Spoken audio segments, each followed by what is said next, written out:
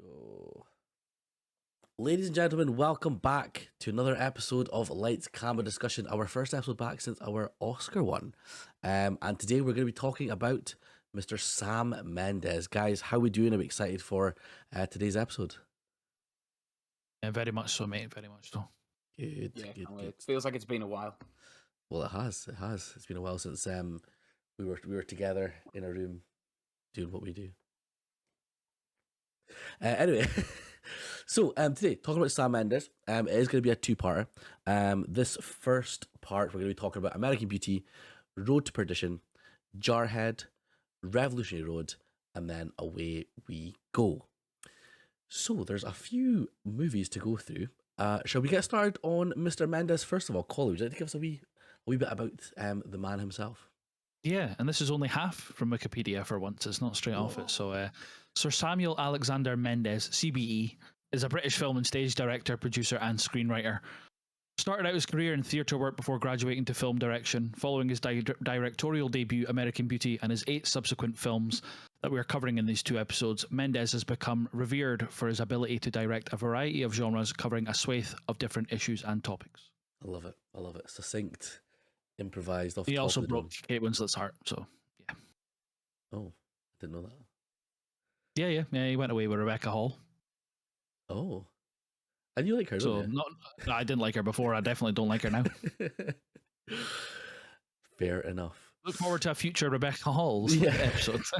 Where we just shit on her for 2 hours straight. No, she's a good actress. Good actress. Oh, fair enough. I mean, just before we kind of get into it, had you guys seen all these films before? Is there any first watches or rewatches for you guys? For this first episode, there's 3 first watches for me. 4. Yeah, the only one I've seen out of this episode was Jarhead. Well, Away We Go was our first watch for me, but of this episode and next, I've watched all the other ones before a couple of times, at least. Yeah, I mean, for me, I like American Beauty. I saw when I was in school. I think we did it for English class. But the others, I'd seen Jarhead maybe, but I didn't really remember it. Never seen Revolutionary Road to Perdition, or Away We Go. So it was a very interesting watches for this. So let's get started. Let's get going on the first film in the Sam Mendes universe is American Beauty. So, a sexually frustrated suburban father has a midlife crisis after becoming infatuated with his daughter's best friend. First of all, first thoughts, Collie, what was your thoughts on American Beauty? Yeah, I really, really enjoy this film. First watched it around school time, not in school for a study or anything like that, but just around then. I hadn't watched it for years, and then just at the start of lockdown, I decided to do every Best Oscar picture winner. So this, having won the Best Picture, was one of the ones that I recovered, and I thoroughly enjoyed it. So probably subsequently, I watched it a couple of times in the last couple of years, and then I've watched it 2 or 3 times to rewatch this. So a film I'm very familiar with, and I thoroughly enjoy. Good stuff. Todd? Yeah, so first watch for me. I don't know why it's taken me so long to get to it. I don't know whether it came across as a sort of a rom-com where I've seen I don't know the pictures or whatever. I don't know, but loved it. So well written, and I know we'll get into its parts, but it's a weird film in terms of the characters. I don't think there's a likable one amongst them. I think that they're all flawed massively in their own way, but I just think for a film to have so many flawed characters and for it still to be so good is an achievement in itself. So yeah, really enjoyed it. Massey? Yeah, no, same. As I say, I watched it for English class, and you know what it's like in school. You're like, I don't. Well, yeah, some people more than others know. It's kind of I can't be bothered kind of really looking into this, and we were told about all the imagery and all that sort of stuff as well, and I was like, yeah, sure, it's fine. But watching it again, kind of having that in the back burner, not obviously every single thing I remembered, but having that in the back burner, thinking of the imagery and stuff like that, and the way the camera is used as well, was actually quite interesting to be able to look at it as a, I was going to say a mature person, but as a more grown up, older is the word. Older, maybe not quite wiser person. It was really nice to watch it, and yeah, I did. I thoroughly enjoyed. I thoroughly enjoyed the film. So thinking about obviously the man, the myth, the legend, Mr. Sam Mendes, he was obviously was his sort of first film.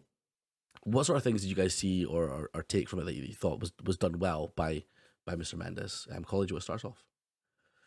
Yeah, sure. Yeah, so he worked with Conrad Hall as a cinematographer for this, and there's a few bits and pieces on the IMDb and just reading up on it is that they didn't click very well initially. Specifically, the shots where Carolyn's showing the house for the first time. Uh, the footage was unusable the first couple of days of filming because they got all the exposure and the lighting wrong. So it was quite, a young director's mistake that I think he's kind of accepted. But then when he gets into his stride with this, like the script is beautifully done. Obviously, like he didn't write it, but he worked on it heavily. And just the general direction of it is that there's kind of a couple of different styles in it. There's the home footage style, uh, of the neighbor Ricky, when he films the family and stuff, and then there's just the general kind of day-to-day lives of them, and then there's also like the fantasy sequences within Kevin Spacey's head as well. So yeah, just a wonderfully shot film. Very wordy in terms of the script and stuff like that, which I thought was good. And as we'll talk about the rest of his films, he's very diverse like that. Some of them are very wordy and some of them are less so. This being one of the ones that there's so many quotable lines, and there's scenes in cars that tell a lot about the character. There's two distinct scenes between when Kevin Spacey's Lester's in the car and then Annette Bening's Carolyn's in the car. There's two very different emotions going on there, and yeah, just almost a comedy at times. Certainly there's funny bits, but then it's like super dark as well. Which is I did read a bit in Wikipedia is that the title of the film refers to a breed of roses that, while pretty and appealing in appearance, is often prone to rot underneath at the roots and branches of the plant. Thus, the tagline "Look closer" tells the viewer that there's a lot under the surface of this suburbia kind of ideal lifestyle kind of thing. And Lester even says that himself when Chris Cooper's character comes round and he's like, "Oh, it's all for show how we are underneath and stuff." So yeah, a very interesting kind of hone in on American suburbia, or probably suburbia in a lot of countries, but specifically America for this. So And I think yeah, that's quite totally. interesting. Sorry, how'd you go? So I was gonna say it's quite interesting that, like Todd, you said there that you thought it was like a sort of like rom-com kind of thing that it came off with, and it's kind of, again, it's that running theme of, like, as you said there, Collie, like what's on the surface. So it maybe looks like a little fun romantic comedy, but has all this dark stuff underneath. So even from almost a meta, like outside the fourth wall, we're kind of presented with something that it isn't. You know what I mean? So yeah, it's very interesting. Yeah, sorry, Todd. Close and pass yourself. I really took over there, Todd. On you go. No, it's alright. Like the rom com thing, I think for me, and like walking around Blockbuster, which was like my sort of like where I got my opinions from films from, looking at the covers, is like Mina Savari, who obviously was in American Pie and all that kind of thing, covered in roses with no clothes on the front cover. Like that was my immediate reaction. Was like, oh, this is just some sort of like chick flicky type of film. Like for me, I've just had a quick look there. Like Annette Bening and Kevin Spacey were in the prime of their career when they've or certainly going through the prime, where like they've already made these massive films, and Mendes has come in and got some of the best performances I've seen out of quite a lot of actors, even like Chris Cooper, and I think there'll be like a big talking point about him. But for Mendes to come in and this be his first, like for his debut, is absolutely ridiculous. I think the experimental stuff going from the not the experimental, like the dreamlike sort of fantasy stuff to the cameras and all that like it's a ballsy move with such big names, and it paid off. It absolutely paid off. I think like I said, that there isn't a likable character, but he pushes that and keeps pushing. And I'd like to think that, looking at what he's got from his whole filmography, that he gets a performance out of actors who know what they're doing anyway, but he'll have pushed them to get certain things out of them, because I don't think Spacey has done the weird before. performances and stuff, but I think this is a different level, a different type of thing. So, yeah, really well done for his debut.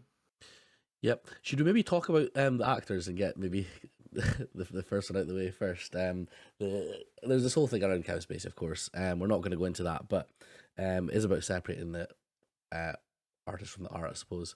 But Kevin Spacey's performance in this it's wonderful. It's so good. The fact that he's able to portray this guy that is everything around him is kind of negative, but then he kind of almost taps into that and goes down this sort of route of almost embracing it and embracing the chaos a little bit, I suppose. Colin, what was your thoughts on his performance in this film? I thought he was amazing. Like I said, in my overall thoughts on Mendes in the film, there's so many quotable lines, and and on the back of when Todd's saying that everyone's unlikable, yeah, they're unapologetically unlikable though, from a film standpoint, but also themselves, they they are who they are. One of the bits that made me laugh was when Carolyn comes in and asks about the car there, and he's like, "Oh, that's my car," and he's like, "I rule." At the end of it, it's just so over the top, and then he's so relatable when they're on the way to the basketball game at the start of the film, and he's just like, "I'm going to miss the James Bond marathon on TNT for this," and how he's just they're saying the daughter resents the dad, and then he just turns into, well, she resents you as well. And yeah, his relationship with not just Annette Bening but everybody, like his daughter and his boss, is too funny. And when he comes home and he tells his daughter that he's quit his job, and then he's like, "I told my boss to go fuck himself," and then got $60,000, and then he just goes and pass the asparagus. It's just amazing. And then from a physical standpoint, obviously he goes through a bit of a body transformation as an actor. Like he literally did become a bit more ripped throughout the film to then reflect Lester doing so. Although because it was shot out of sequence, I read that he had to sit in weird postures sometimes to look a bit like he was a bit flabbier, like he was earlier in the film. But no, just a properly iconic performance, not hammed up or anything like that, just unhinged. And it comes back to kind of the look closer tagline of the film. You can tell he's not all there, and he's openly admitted like that, but he's proper dark underneath at times.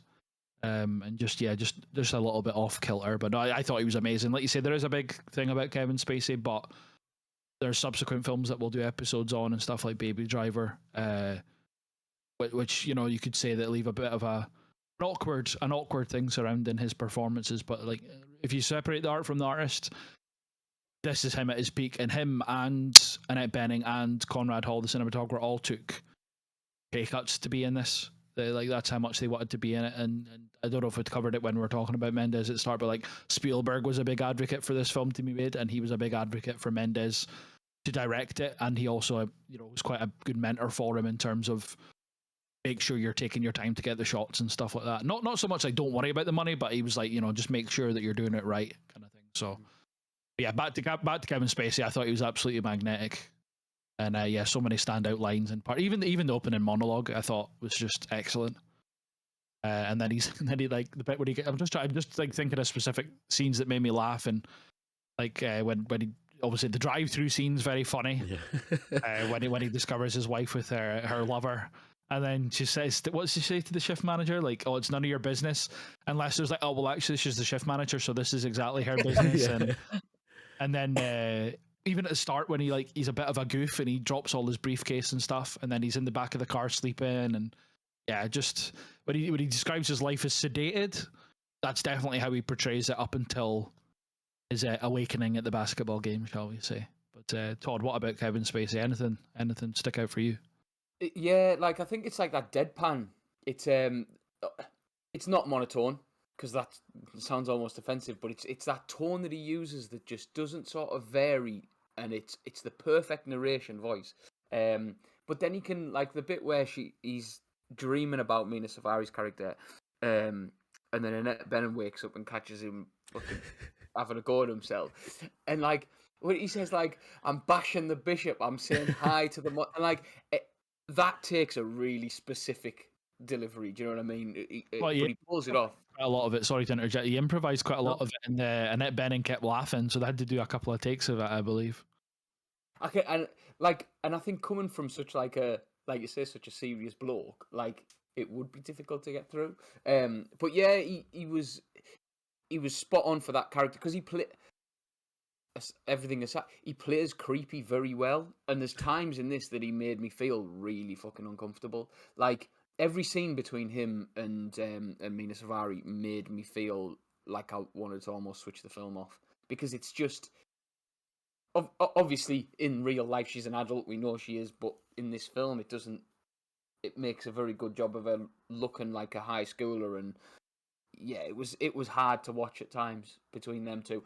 But in the best, that's the point. That's the point is that like he knows it's wrong, we know it's wrong, but this life that he's got is so mundane, sedated. Like that he needs it. I thought it was. Have you seen Fallen Down? No, I heard that's Is it the Michael. Michael Douglas? Yeah. Where Yeah, the like Michael Douglas one. Yeah, sorry. Yeah. he has a shite day and he's stuck in traffic and then he goes on like a rampage. Like I feel like this is the opposite. This is the other side of the coin. Do you know what I mean? Like Michael Douglas has a shit day and kills people. Kevin Spacey has a shit day and just sort of like loses his mind and embraces everything around him. And I thought it was like a really interesting take on it. But yeah, I thought he was. It like I say, he was in his prime. It was around sort of Seven and all that kind of LA Confidential, like all those Usual films. Suspects. Yeah.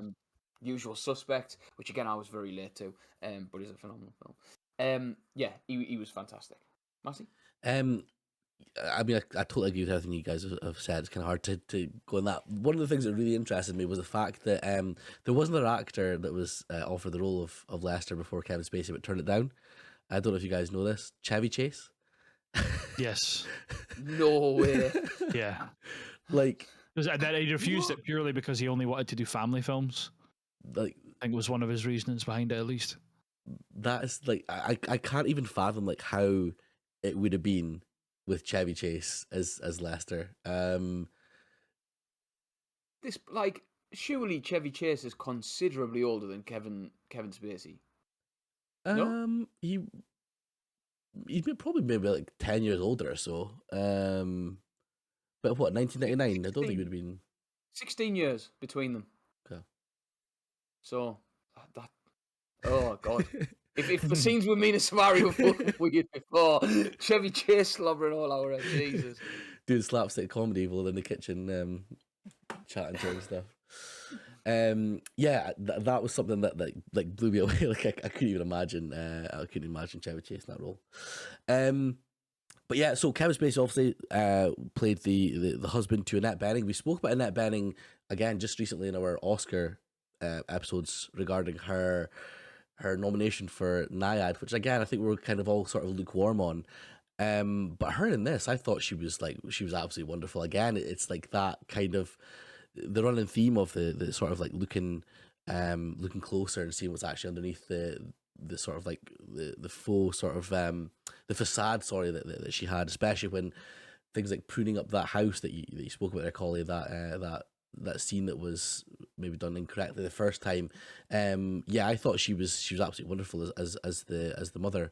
Todd, what was your thoughts on Annette Bening's performance? Yeah, so I've watched it twice. So even though it's like a first watch, like I've watched it twice since we agreed to do Mendes. And the first time I thought she was a bit much. Like I thought she was a bit over the top, and she grind on me a little bit. But the second time through, I kind of understand it a little bit better. I understand where her character's coming from because she's just as frustrated as Lester, but for different reasons. So like you say, the bit in the car where she's singing away with that gun at the side, and like at the shooting range and stuff, it's like it's just this frustrated woman who wants something better. But I think she bounces off, particularly in the first half of the film, bounces off Spacey so well that like, again, I don't know if there was anybody else who was cast for it or like, but I couldn't imagine anybody else being cast in those two roles. Like if you take away Kevin Spacey, you'd have to take away Annette Bening and vice versa.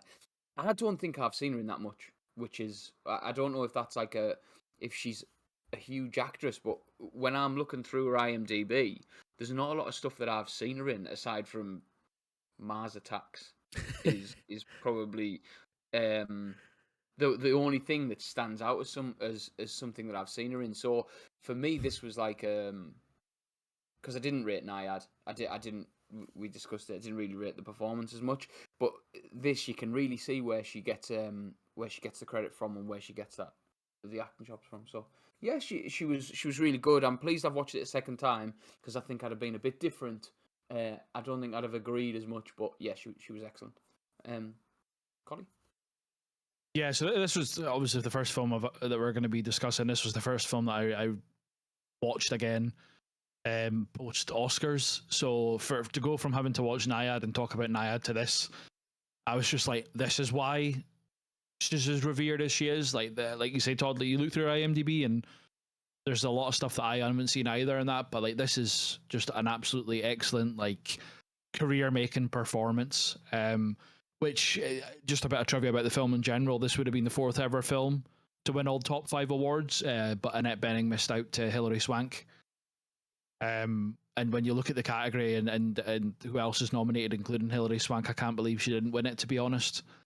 From us being like so dismissive of her being nominated for Naiad, and rightfully so, she wasn't very good in that. But then to this is terrible. I think like she thoroughly deserved it. The scene that was done in one take and was probably one of the standout scenes for me is when she shuts all the blinds so casually after not fucking up the open house, but it doesn't go very well, shall we say, and she just like loses it for a bit. She did that all in one take, and that's just like manic and neurotic and stuff is probably 2 words to describe how she is. And yeah, I thought she was amazing. The kind of drinks evening, whatever it was that her and Lester went to, and then she meets that buddy, the real estate king guy, and the way she introduces herself in front of him, and then is kind of like taken aback when Lester's a bit of a show-offy kind of dick.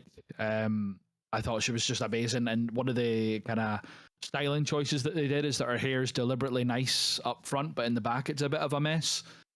And that's just again the kind of look closer under the surface kind of vibe of the film. She was deliberately styled that way, and yeah, the singing in the car at the end to spoiler alert, her reaction to Lester's death, which we'll definitely talk about maybe after we've discussed the actors. When she's hugging his clothes and she's just hysterical and stuff. I thought she was absolutely amazing. I could totally get, Todd, like even if after a second watch you were still like she's a bit over the top, I totally get that, but I think it's just like she's under such pressure on herself that when she breaks, she does go from like 0 to 100 quite rapidly, especially when seems to be on her own, which is the post open house scene, which is the Lester's clothes scene in the car.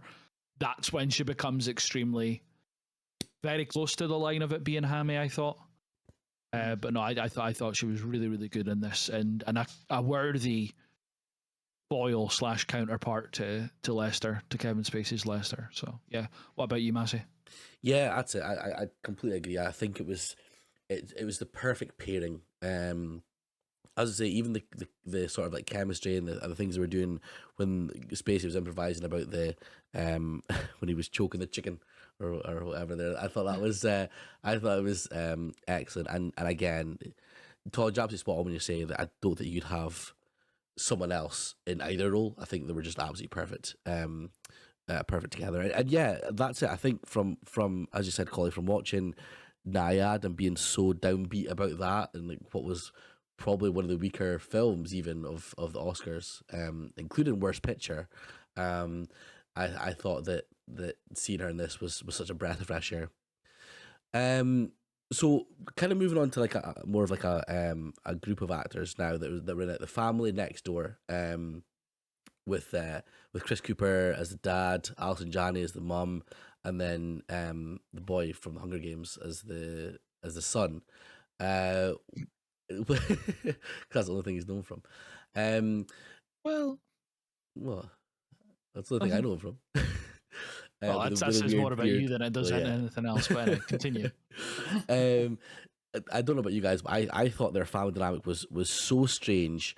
yet so like emotional as well. Like the fact that Alison Janney was, again, I thought she was super underrated here. She was like basically a prisoner in her house, but also like in her mental state as well. And that obviously like sort of bled into Chris Cooper and his kind of uh, his sort of like jail that he was in terms of his obviously sexual identity and stuff as well. Uh, Performances from those guys, Colin. What did you think of that family and their sort of what they did in the film?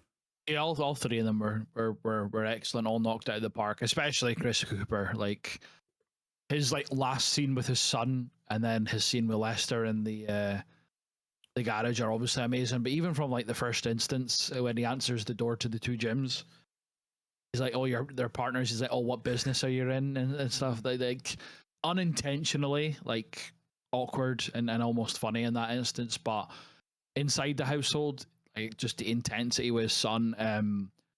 The scene where he's sitting in with his son, the last one with his son, when he's sitting in the corner of the room, and his son comes in with the money. He's like, "Where'd you get that?" And when he beats his son, like just an intense actor. Obviously Mendes rates him enough that he brought him back for Jarhead as well. But yeah, again on the kind of trivia side of things, he was actually quite scared to take this role. Like he confessed, I think it was to his wife, that he was quite scared to take this role because he didn't really want to get into the mindset of a person like this. You know, a person who collects weapons and Nazi memorabilia, but is a closeted gay man, like a military man. You know, which is massively taboo, especially in American suburbia with a wife and a child.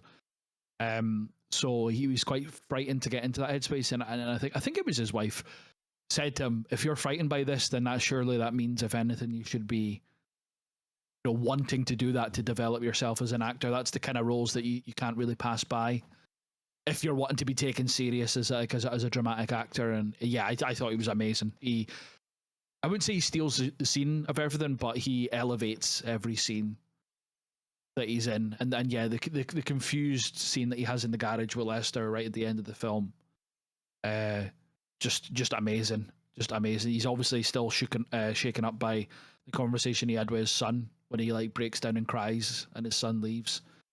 And then obviously the follow up to that is that he goes to Lester and then gets, you know, confused when Lester says that his marriage is for show and stuff, and he's like, "Well, so is mine." Like that's obviously what he's thinking in his head, but then it's not quite the same. I And think yeah, it's he's obviously devastated by it. definitely. You're absolutely right with the performance when he's at the garage, and you can see like the difference between, because he's obviously soaked in rain, but you can see the difference between the rain and the tears, which I think Yes. is super interesting, and totally adds to that performance definitely. Sorry, Collie, any more with that there? No, that's fine. Todd, what Todd? was your thoughts on the Fitz family? Yeah, it's Chris Cooper for me. Like you say, they're all brilliant. I felt like Alison Janney was a bit like underutilized, to be honest. And I know we'll be able to talk about her a little bit more. What she does is fantastic. Do you know what I mean? It's not hammy. It's not in any. It could have been done like offensively or whatever. She does it really well. And Ricky Fitz is fine. Proper weirdo. I know that there's at least one more of us who's a fan of Not Another Teen Movie, and like so in Not Another Teen Movie, they riff heavy on this. It's the most beautiful thing I've ever seen type thing. Like, I didn't know where that came from until literally this month. He's a good little like sort of creepy character, but he's actually just sort of repressed. I get it. Did really well, but for me, Chris Cooper was ridiculous. I do think that garage scene, he does steal it. I know what you're saying about like in more scenes he elevates them, but that garage scene, obviously it's a choice with Mendes and the cinematography about showing him like gripping Lester's back. I thought that was amazing. Like just for such a simple shot, and it wasn't on for ages. It didn't linger on it. That was brilliant. But yeah, that last look that he gives Lester as he leaves the garage and then turns and goes was like heartbreaking in the weirdest possible way because he's a bastard and I don't want to feel sorry for him. But then there's there's all this underlying sort of again repression that he's dealing with, and I don't know. It was a weird one, but he was fantastic. And the scene where he beats Ricky, with the camera, I thought again. I'm not so much talking about Chris Cooper here, it's more Mendes, but the choice to have like the camera still rolling and being able to see like the footage from the camcorder on the TV was amazing. Like that was something where you sit up and you go, if this is the first time you're watching a Mendes film, you go, holy shit, this guy knows what he's doing and knows what he wants from a film. Because at no point did Chris Cooper show any embarrassment. You see him look at the screen a couple of times. He shows no sort of like, oh, I better get rid of that camera so there's not evidence of me beating my son. Like, he doesn't give a shit. He's in that moment and that's all he cares about. I thought he was phenomenal. I thought he was... again, he's somebody who comes up in a lot of films that... again, we'll talk about him in Jarhead. I think he's in Jarhead for about 3 minutes, and he's one of my favourite bits of it. And he plays a bastard so well. He has that look of just somebody who's pissed off at everything. But I think you're right, Collie, as well, about like the sort of the awkwardness as well of the two Jims. Like, it does come across as like comedic. Like, it does come across as like a little bit sort of as funny at first, and then you realise this guy's not joking, like he doesn't want anything to do with it. Yeah, I thought the Fitz family were fantastic. Have you guys ever seen the Muppets movie, like the one with Jason Segel? Yeah, And Chris Cooper's like the bad boardroom guy, and he does. I saw it in the cinema, and it's one thing I always remember about him. It's when he starts when like lays out a plan, and then he starts going maniacal laugh. yeah, Like that just does it every time. Like, and I think to be able to do like this, where he's obviously like an absolute bastard, but then goes to the silly over the top cartoon villain. Like, he can do it all. But then obviously as well, he's not always a bastard. He just does that. He just does it well. Absolutely. Anything else to talk about? I mean, obviously the younger actresses, the less two of the other main characters. Yeah, you should probably cover them. Yeah. Yeah, we can do if you want to. I mean, I'm not really fussed. Probably should have covered them before the Fitz family, to be honest. But yeah, carry on. So obviously the sort of relationship, the core sort of like turning point for Lester is seeing Mina Suvari's character dancing at the basketball thing, and then obviously her relationship with Janie as well. Again, what were our thoughts on those two characters, the two teenagers that we had in this film? So Thora Birch as Jane, and then I say Mina Suvari as well. Excuse me. Collie, take us away with those two. Yeah, I thought they were both excellent. Obviously, very opposite ends of the kind of spectrum in terms of the characters. Angela being, this, fancies herself model wannabe, to then Thora Birch, a bit of a gothy emo, in her own feelings kind of thing. Right off the bat, when she's coming out the house and Carolyn's like, "Oh, do you not fancy making yourself look slightly attractive today?" And she's like, "Nah." And she's like, "Well, you've achieved that then," or whatever the line is specifically. But yeah, just a teenager angry at the world, which could come across as a trope. But even more so, I should say, the opening scene of the film is her on camera saying how much she hates her dad, and then somebody off camera who you don't really know who it is yet asks, "Do you want me to kill your dad?" Like that's just on the offset of the film. It's going to be pretty heavy when it comes to Thora Birch's Janie. And I thought she played it excellently. She was only, I think it was 17 filming this, so very, very young actress, but yeah, excellent. Her scenes at the dinner table when her parents are fighting over her and she's just, awkwardly in the middle, but then she does stand up for herself when she says, her dad hasn't spoke to her for months properly. And then all the turnaround of Ricky's a creep to actually, oh no, like I like the attention.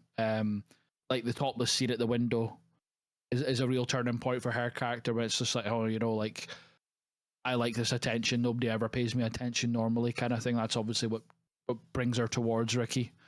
And then they start scheming together to potentially, kill her dad and run away, because Ricky's got all this money from his part-time jobs / weed dealing. So yeah, I thought she was excellent. Mina Suvari is Angela. Quick trivia about her character, Angela Hayes. That's the name of Frances McDormand's character's daughter in 3 Billboards. Angela Hayes as well. So I don't know if that was a homage to that or not. I'm not too sure. But yeah, I thought she was excellent as well. Even the conversation that she's having with Janie before the basketball sequence and their subsequent conversations about like I love the attention, like if guys aren't looking at me and wanting to fuck me, then I'm not going to do very well as a model. That kind of mentality.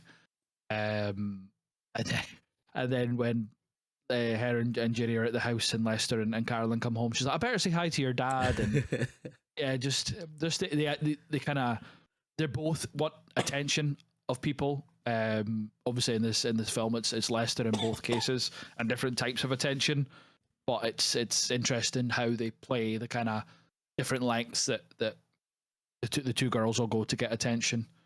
Angela obviously with her sexuality and Janie with getting somebody to kill her dad essentially. But I don't know if either of you've seen the list of people that were offered the role of Angela but turned it down. No.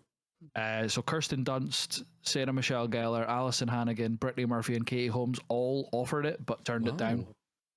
And Tiffany Thiessen, what's her name, Kelly from Saved by the Bell, tested for the role but failed the audition. Wow. So yeah, obviously, like you look back at that, and that's a swathe of very, very talented actresses. I can't remember what one it was. I want to say it was Kirsten Dunst. Which was just this was in the early 2000s. I think she commented on it. So like well before it, she was like the thought of being like leered at and that by Kevin Spacey wasn't for me. Pretty much is what she came out and said. And I don't know if she just meant that because it was Kevin Spacey that was the actor, like in terms of he was the actor that was going to be playing Lester. She would have said that about anybody, or because it was Kevin Spacey. Yeah. I don't know, but yeah, I just thought it was an interesting throwaway line. But yeah, they're both integral to the film and both play it very, very well to complement obviously Lester being the main character, his infatuation, and then also just his very complicated dynamic of his household with his daughter. So I thought they were both very, very good. Todd, what did you think on the young actresses that are not that important according to Matty? Let's pick them up. Yeah, I thought Thora Birch was amazing. It's mental that like in that sort of them names are this era, if that makes sense. Like Alison Hannigan, Sarah Michelle Gellar, they're massive at this time. Like at that time period. Yeah, I thought she was fantastic. And like you say, she could have lent into a lot of the tropes of like, I hate my dad, I hate my family, like that sort of emo-y, gothy. And she doesn't. She plays it really well, and she's quite a layered character. I think you pretty much covered it. I love the cheekiness of Mina Suvari, like of Angela, like especially when the root beer, when Kevin Spacey's in the fridge and she like appears at the corner. I thought that was brilliant. I need to watch it again, and I won't watch it again like too soon. But in Addams Family where Morticia has the I know I promise I'm going somewhere with it. Morticia has a light, and it's a well-known thing that she has this like light across her eyes. I feel like at the beginning of this film, for the first half, Mina Suvari has that across her face the entire time. And I need to watch it. I rewound it yesterday, and I feel like it was. So just if you're watching, have a look. But I'm pretty sure they've put this sort of light to make her that little bit more ethereal, I suppose would be the word, because that's what she is, especially to Kevin Spacey. She's this that moment where she's doing the thing with the top hat in the cheerleading sequence and it closes in on her is fucking genius. Like that's that was so clever to introduce her as this, like obviously she's a striking looking lass anyway, but to kind of put her in focus as this otherworldly sort of like she is the thing that's gonna awaken this bloke was really good. And like you say, I think they were the perfect sort of opposite characters to each other. Worked really well. And I thought Thora Birch interviewing Ricky Fitz on the camera, I thought that there where you can't see her, you can only see him, but I don't really give a shit about what he's saying. I'm more interested in how she's going. I thought that was incredible as well, because again it's so understated, but really well done. I just loved like how it went to Addams Family. I think that's brilliant. I know exactly what you mean, though. I know exactly what you mean. So it's a good analogy. If it's not Edgar Wright, it's like something horror based. I've got to go to one of them. So we've had the Muppets, we've had Adam's Family. I just confirm, was it the Adam's Family, the TV animated show, or was it the movies? No. It was Adam's Family and Adam's Family Values. That era of that era of Adam's Family. Perfect. Yeah, I mean, I can't really say too much more about the two girls that you guys have spoke about there. One thing I do want to touch on, obviously, is the score. I think the score is super integral to the whole thing. Obviously, it starts off with the plinky plonkies of the piano. The iconic, the iconic plinky plonkies, which kind of like I don't know. It's hard to explain it, but it kind of like runs through the whole film. At important moments, you can kind of hear it every so often and stuff as well. I think it's really effectively used as like a tool of again. It's kind of like this. It feels like a suburban kind of song, if that makes sense. Like it feels kind of like perfect and upbeat and like jingly jangly. But I think the score is used to like a really. Never believe this man studied music at college, would you? it was actually sound production, and I used to call it jingly jangly back then as well. But yeah, I thought it was really wonderfully used. It was the boy Thomas. That's Thomas Newman. So Thomas Newman does all of his films apart from two that we'll talk about. Thomas Newman's a genius. There's one film in specific that we'll talk about the music for, I think, but. Yeah, worth mentioning in every film.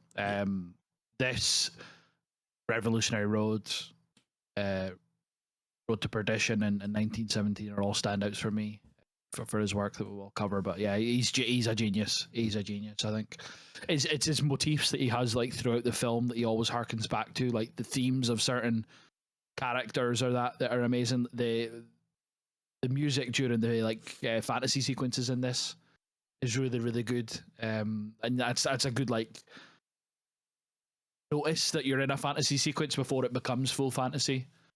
That I think he does very, very well. Yeah, the score in this is amazing, iconic, like you say. Yep. Todd. It works. I get what you mean about that suburban sort of that feel to it. That it wouldn't feel, and this isn't derogatory in any way, shape, or form. It wouldn't feel out of place in a sitcom. Like in a sort of, that is set in a little cul-de-sac or whatever, but the way it ramps up through the film works really well. Yeah. Just on that note, it heavily influenced Desperate Housewives. Yes, I was gonna say it feels like that, doesn't it? Yeah. Like whoever created that, I can't remember who created that, but they've came out right and said like, yeah, this is like American Beauty but expanded essentially, because it's all about under the surface stuff. Great show, by the way. I've never watched it. Isn't Eva Longoria in that? Could be. I don't know. Terry Hatcher's in it. But yeah, really good show. Really good show. Anyway, I digress. Well, yeah, I think like for me, we've pretty much touched on everything that stood out for me, especially with it being a first watch. I don't know if there's more for you two, but they were the things that really sort of. Yeah, I mean, for me. It kind of felt like a first watch with like knowledge, if that makes sense, like because it's been so long ago since I watched it at school. So yeah, I thoroughly enjoyed it. Yeah. So anything else you guys want to talk about with that? I think we're kind of covered all bits and pieces. Just cover Letterboxd ratings. Yeah, Letterboxd rating. So Collie, what was it you gave it? 4.5 for me. Todd, and a near perfect film, I would say. 4 from me. 4. I was 4.5 as well. I think I'm kind of similar with yourself, Colin. I think maybe another couple of views it's probably gonna get a 5 star. To be perfectly honest, it's one of those that like is a great film.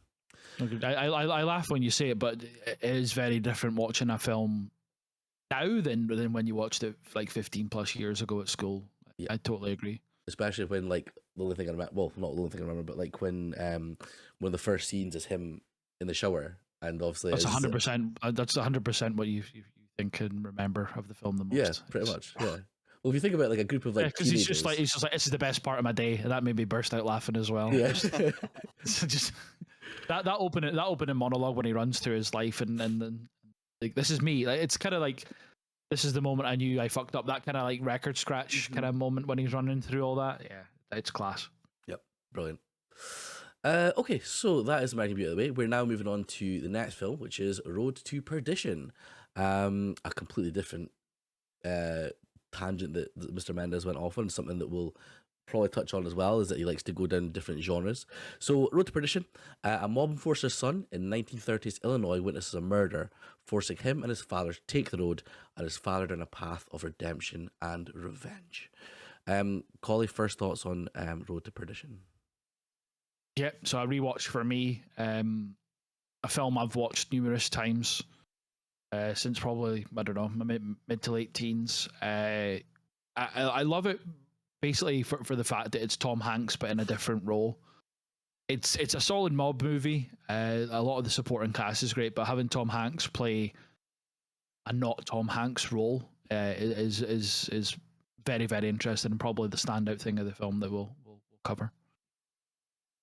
Todd? Yeah, so first watch for me. Watched it twice since we agreed to do Mendes. Yeah, great film, and I think it's like you say, solid mob movie. With some amazing characters that are a bit more deep than other mob films. I would say. A great setting, and I think for me one of the standouts, and we'll talk about is the cinematography in this film was ridiculous. Like some of the shots in this, like I rewound just to kind of like give myself a second look at, were incredible. But yeah, one that I'll definitely have on rotation a little bit more regularly. Yep. Yeah, first watch for me as well. I don't normally give movies, spoiler, I don't normally give movies 5 stars on first watches, but this one I did. Like, I loved it. I thought it was unbelievable. Again, I think you're absolutely spot on, Collie. Seeing Tom Hanks in a role that isn't a Tom Hanks role, and being this kind of like absolute bad guy, is, or I suppose a tortured kind of guy, was wonderful. And I even read that I think his son, Chet, was it Chet? I don't know if Chet or if it was Colin Hanks said that this is like their favorite role of his. I think it's Chet because it's Chet, the yeah. most like non-dad role he said or something Yeah, like that. yeah. He probably said a Jamaican accent as well, but yeah, like he's like, I think it's an unbelievable performance from Tom Hanks, and the whole cast is wonderful as well. And one of the things that I really enjoyed about this, and I kind of touched on there, is the fact that it's like completely different from Mendes' first film. And as I said, we'll touch on all the sort of stuff he does, but he loves to just try different genres, and I think that's like such a like I'm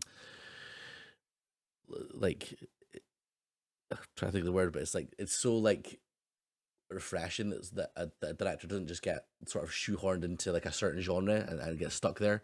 He does loads of different stuff, and I thought this was a phenomenal sort of change of pace for him. So thinking about, obviously, again, the cast, it's absolutely stacked.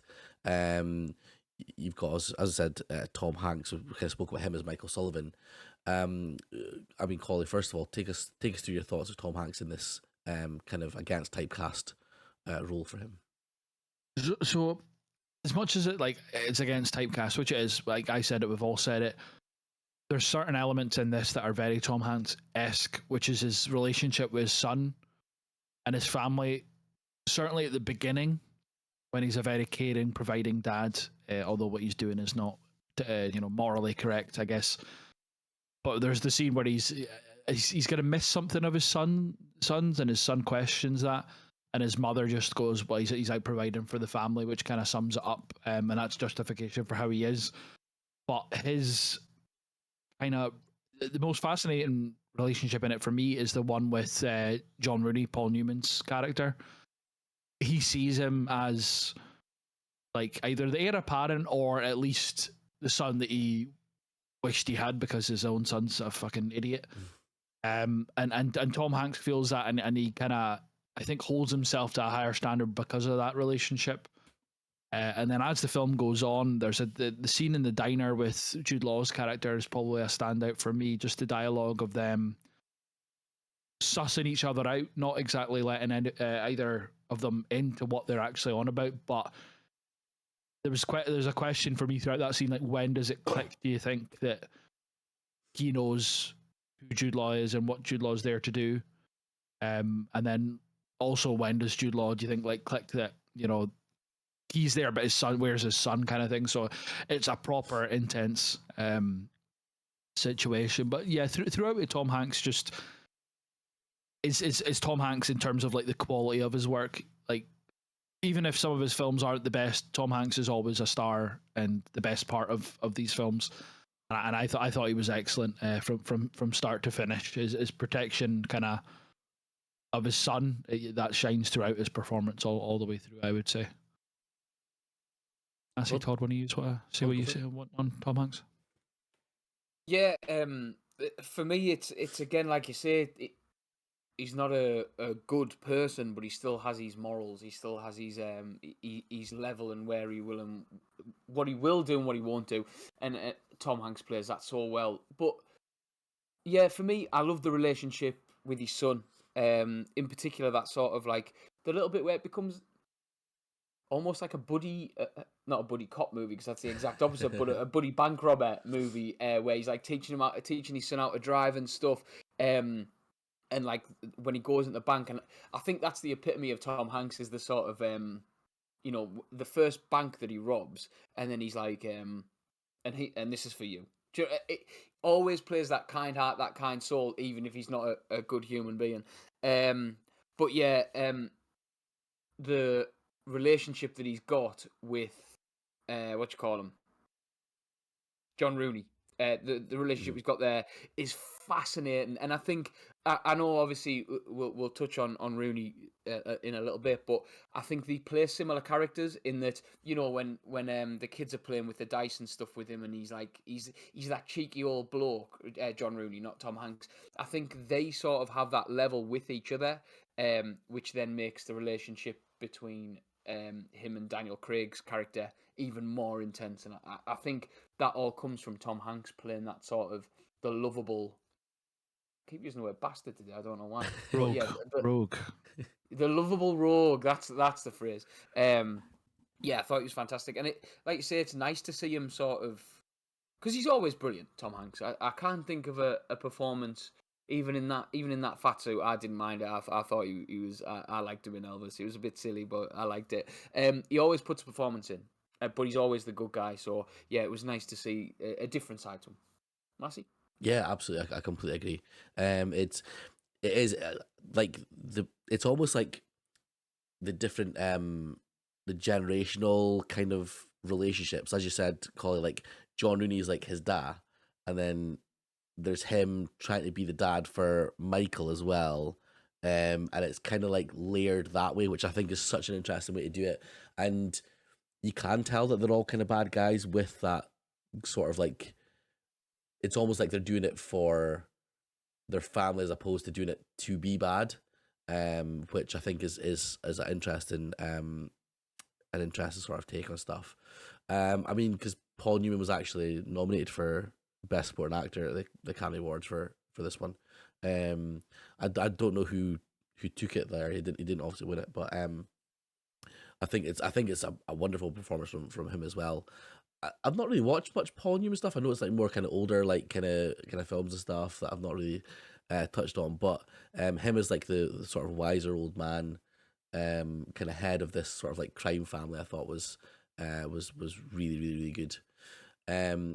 I mean, big shout out to the kid Michael Sullivan Jr. I thought he was great as sometimes with kid actors they can be annoying or you can tell that they're acting, if that makes sense. But he wasn't. I thought he was natural throughout, and the relationship with him and Tom Hanks I thought was great. He's now, or he was Superman, I believe, in one of the TV shows. Like the CW TV show or something like that. Obviously, it's changed now. But yeah, I thought he was brilliant. There's kind of like two sort of antagonists, I suppose, as well. There's obviously Daniel Craig as John Rooney's actual son, and then Jude Law is like the photographer guy that goes around taking photos of dead bodies.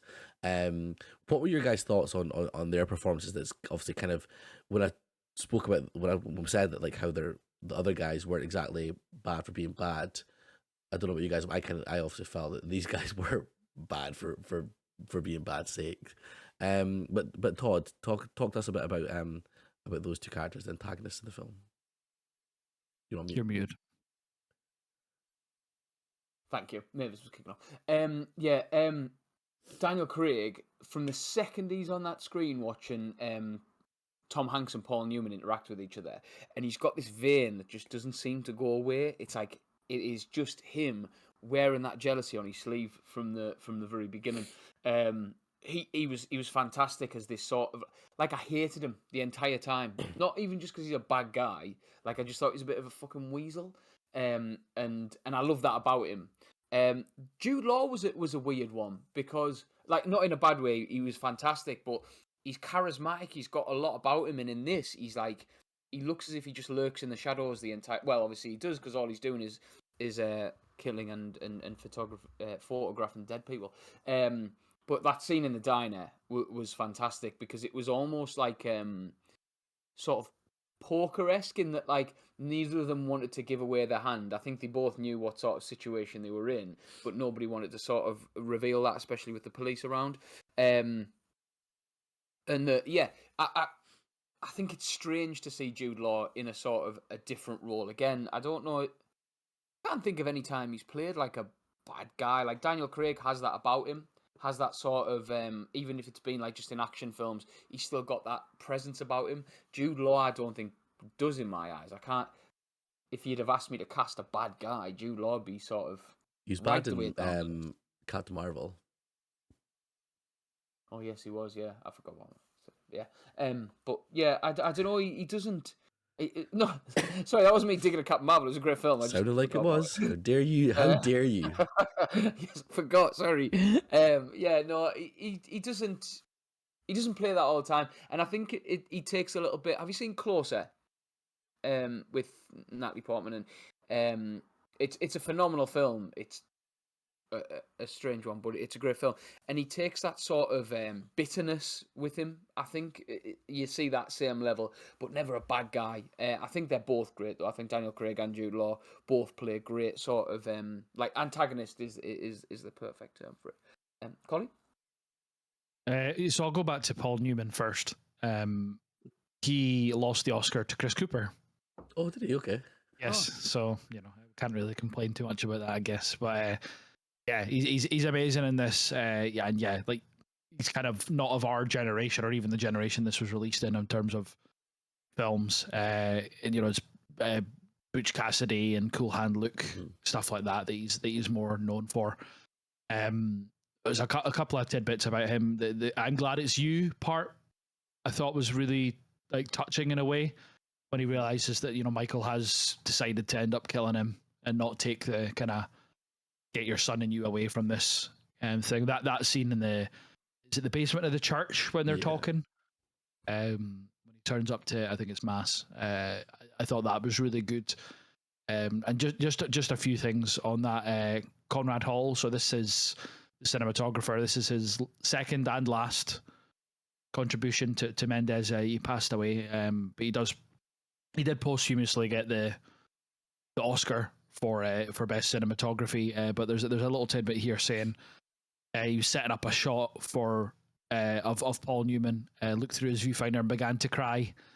When asked what was wrong, he just said he was so beautiful. He was so beautiful, and this is the final live action feature film for both of them for their respective deaths. They'd worked together several times before, most notably in Cool Hand Luke. So obviously they'd had a relationship for decades, and for this to be their last film together, especially, I thought was quite touching. And yeah, his relationship with his son Daniel Craig, when Daniel Craig's at the table apologizing for killing Kieran Hines, and he says, "Oh, I'd like to apologize," and I think he says, "I like to apologize," and then Paul Newman, John Mooney's just like, "You'd like to apologize," and he just like scolds his son in front of everybody, and then he's just like, "Oh, gentlemen, I apologize," kind of thing. Like, it just, he's protective of his son up until the end, which I thought speaks to his kind of pride and his kind of loyalty to the not just his son, but the kind of the family aspect of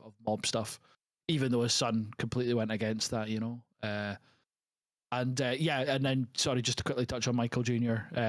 Amazing Tyler, is it Tyler Hoechlin? I can't remember how you say his last name, but yeah, he was amazing. Obviously, he's went on to become a really good adult actor as well. So he was class. And then to finally come on to the two that you asked me about, yeah, I mean, I love Daniel Craig. We will talk about him a lot in the next episode. But yeah, for him to play a baddie, he's got that in him quite easily, I feel. Just to be nasty. And Weasley's a really good way to put it. We'll maybe talk on Stanley Tucci's character after these two, but his interactions with him, and he's just, saying to Stanley Tucci, like, trying to demand stuff. And it's not really, unless I missed it, it's not really explained who Stanley Tucci's character is, but he is the boss of Chicago. He's not just another guy. He's like, him and Capone are the top dogs in Chicago. So for him to be like trying to tell that guy what to do, like Stanley Tucci's character could have just killed him if he wanted to, probably, and nothing could have been done about it, So yeah, I just thought he was playing a fucking pain in the arse really well, like just a nasty piece of work. And then yeah, Jude Law. So you're saying that he was in the shadows and stuff.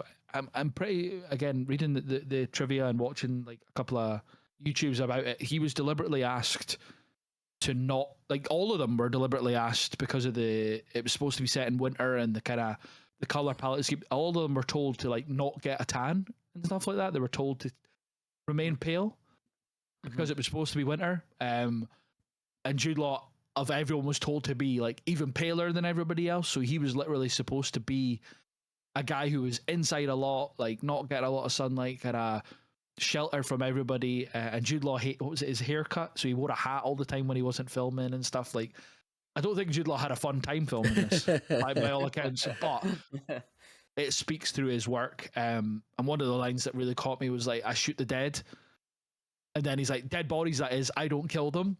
And for the fact that like he had to state that is obviously, as the watcher or whatever, but obviously him saying that is him trying to cover up. But you probably think that if anything, that makes it more, oh, why would you have to say that? Surely, like, if you've got a camera in your hand and you're saying I shoot the dead, people know that it's like that. But yeah, he's a creepy bastard, him as well, but in a completely different way to Daniel Craig. And yeah, then the final scene with him and Tom Hanks when he murders Tom Hanks is rough. Like, you think you're a way to get and this happens a lot in Mendes films, which we will talk about. You think you're a way to get a happy ending, and then not so much. So yeah, performance is like all right. I think like I can maybe ask you back because you've both talked on Daniel Craig and Jude Law, but what did you think of like Tucci and even Kieran Hines, like for his couple of minutes in the film? I thought the supporting cast was amazing. You touched on it, obviously, the introduction of the film, Massey, but yeah, Stanley Tucci's a guy who I've always got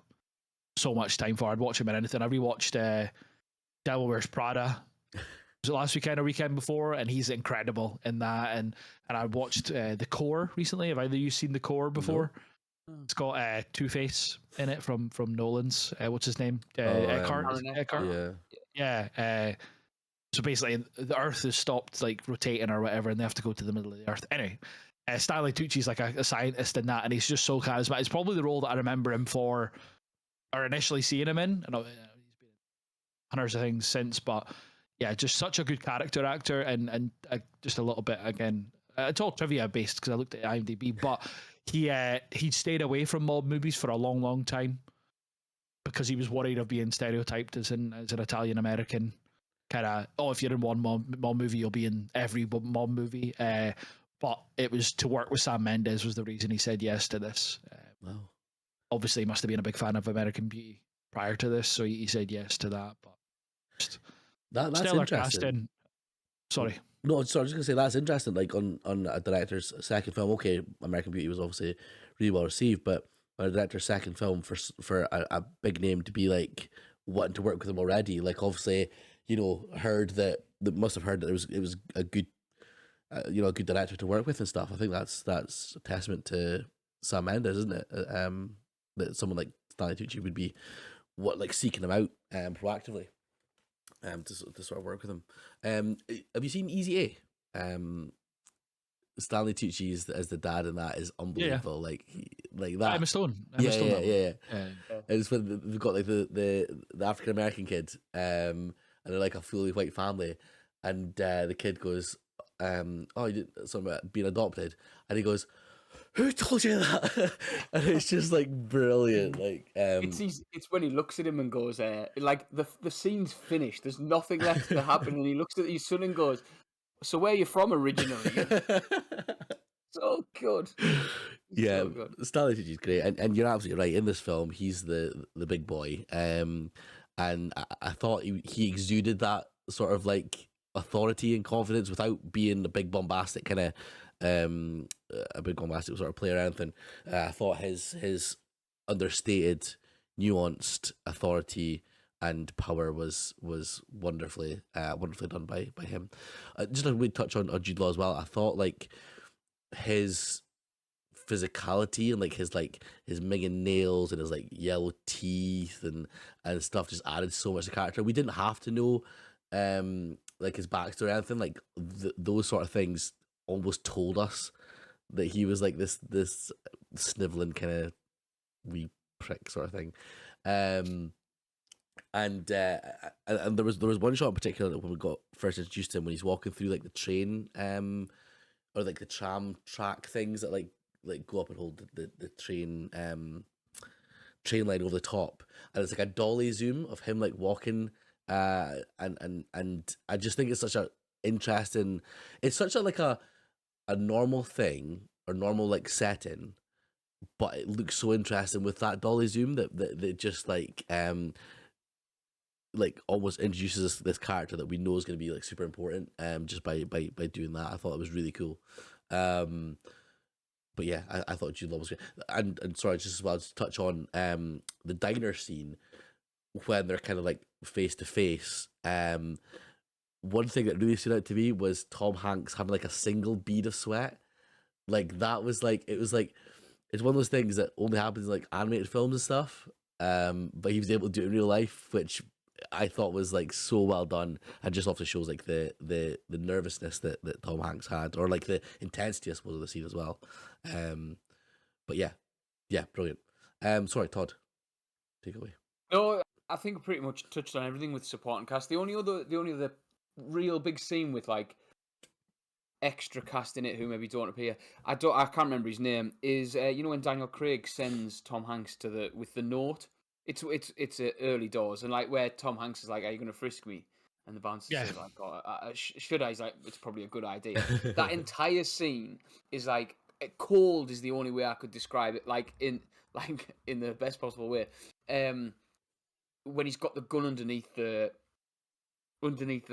newspaper, and at first I thought, oh, he's just trying to show off. He's just trying to be the big dick. Like, I've got a gun here, you better be careful.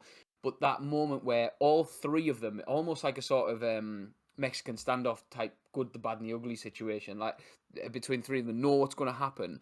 I thought that was incredible. Like, again, it's just that tension. So yeah, in terms of supporting actors, like you say, Stanley Tucci's always incredible. Just charismatic in everything that he does, and I think, like you say, he doesn't have to be the big sort of like bombastic is the word. He doesn't have to do that because he just embodies every character that he takes on. Yeah, I thought again, to a man, everybody was fantastic in this. And I know that obviously next it'll be cinematography that we should probably be talking That's about. what I So I was don't know. going to say. Yeah. I just thought I'd link into them. Massey, you can start off if you want, because normally like you'll pass it to us. But Yeah, no, well, yeah, absolutely. Like I say, one of the shots that got me was that dolly zoom with Jude Law.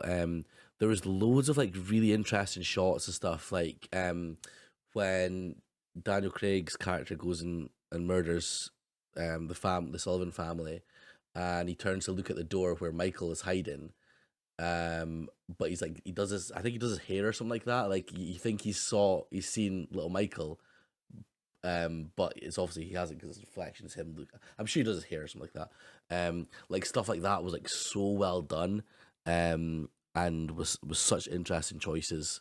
And I'm really glad. I'm really glad that he got the Oscar for cinematography, because it was such a well shot gangster. Like I'm not a big gangster film kind of guy, but there was like so much stuff that took it, like made it a bit special, made it a bit different than your sort of normal early Prohibition era like gangster movies. Like a lot of stuff was kind of from, or like, there's a lot of things he did that was from Michael Jr.'s point of view as well. Like when we saw Kieran Hines get messed up and he was looking in through the little hatch sort of thing. We saw all that from the bottom, from Michael Jr. looking in, and seeing like his dad's feet like standing right in front of him and stuff like that. I thought that was such an interesting shot. There was one shot that made me totally crease as well, and it was when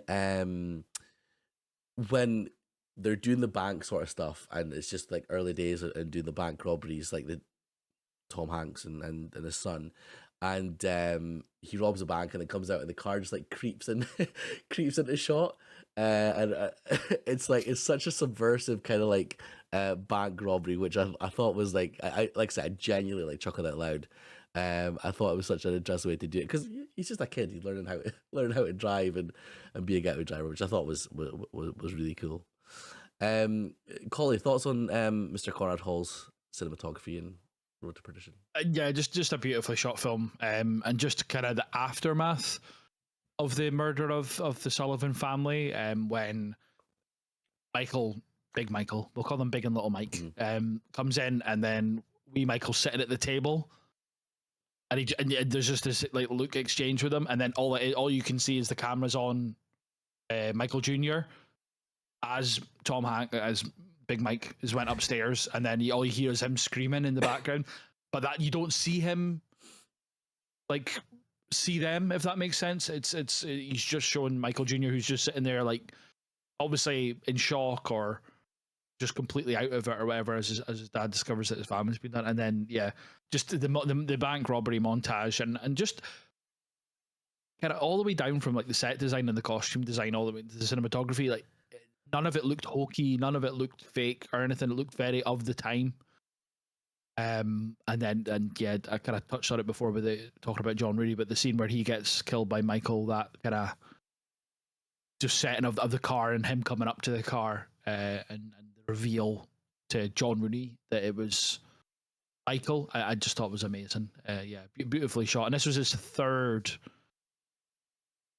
Oscar win for cinematography. He won it for American Beauty and then also Butch Cassidy, 60s.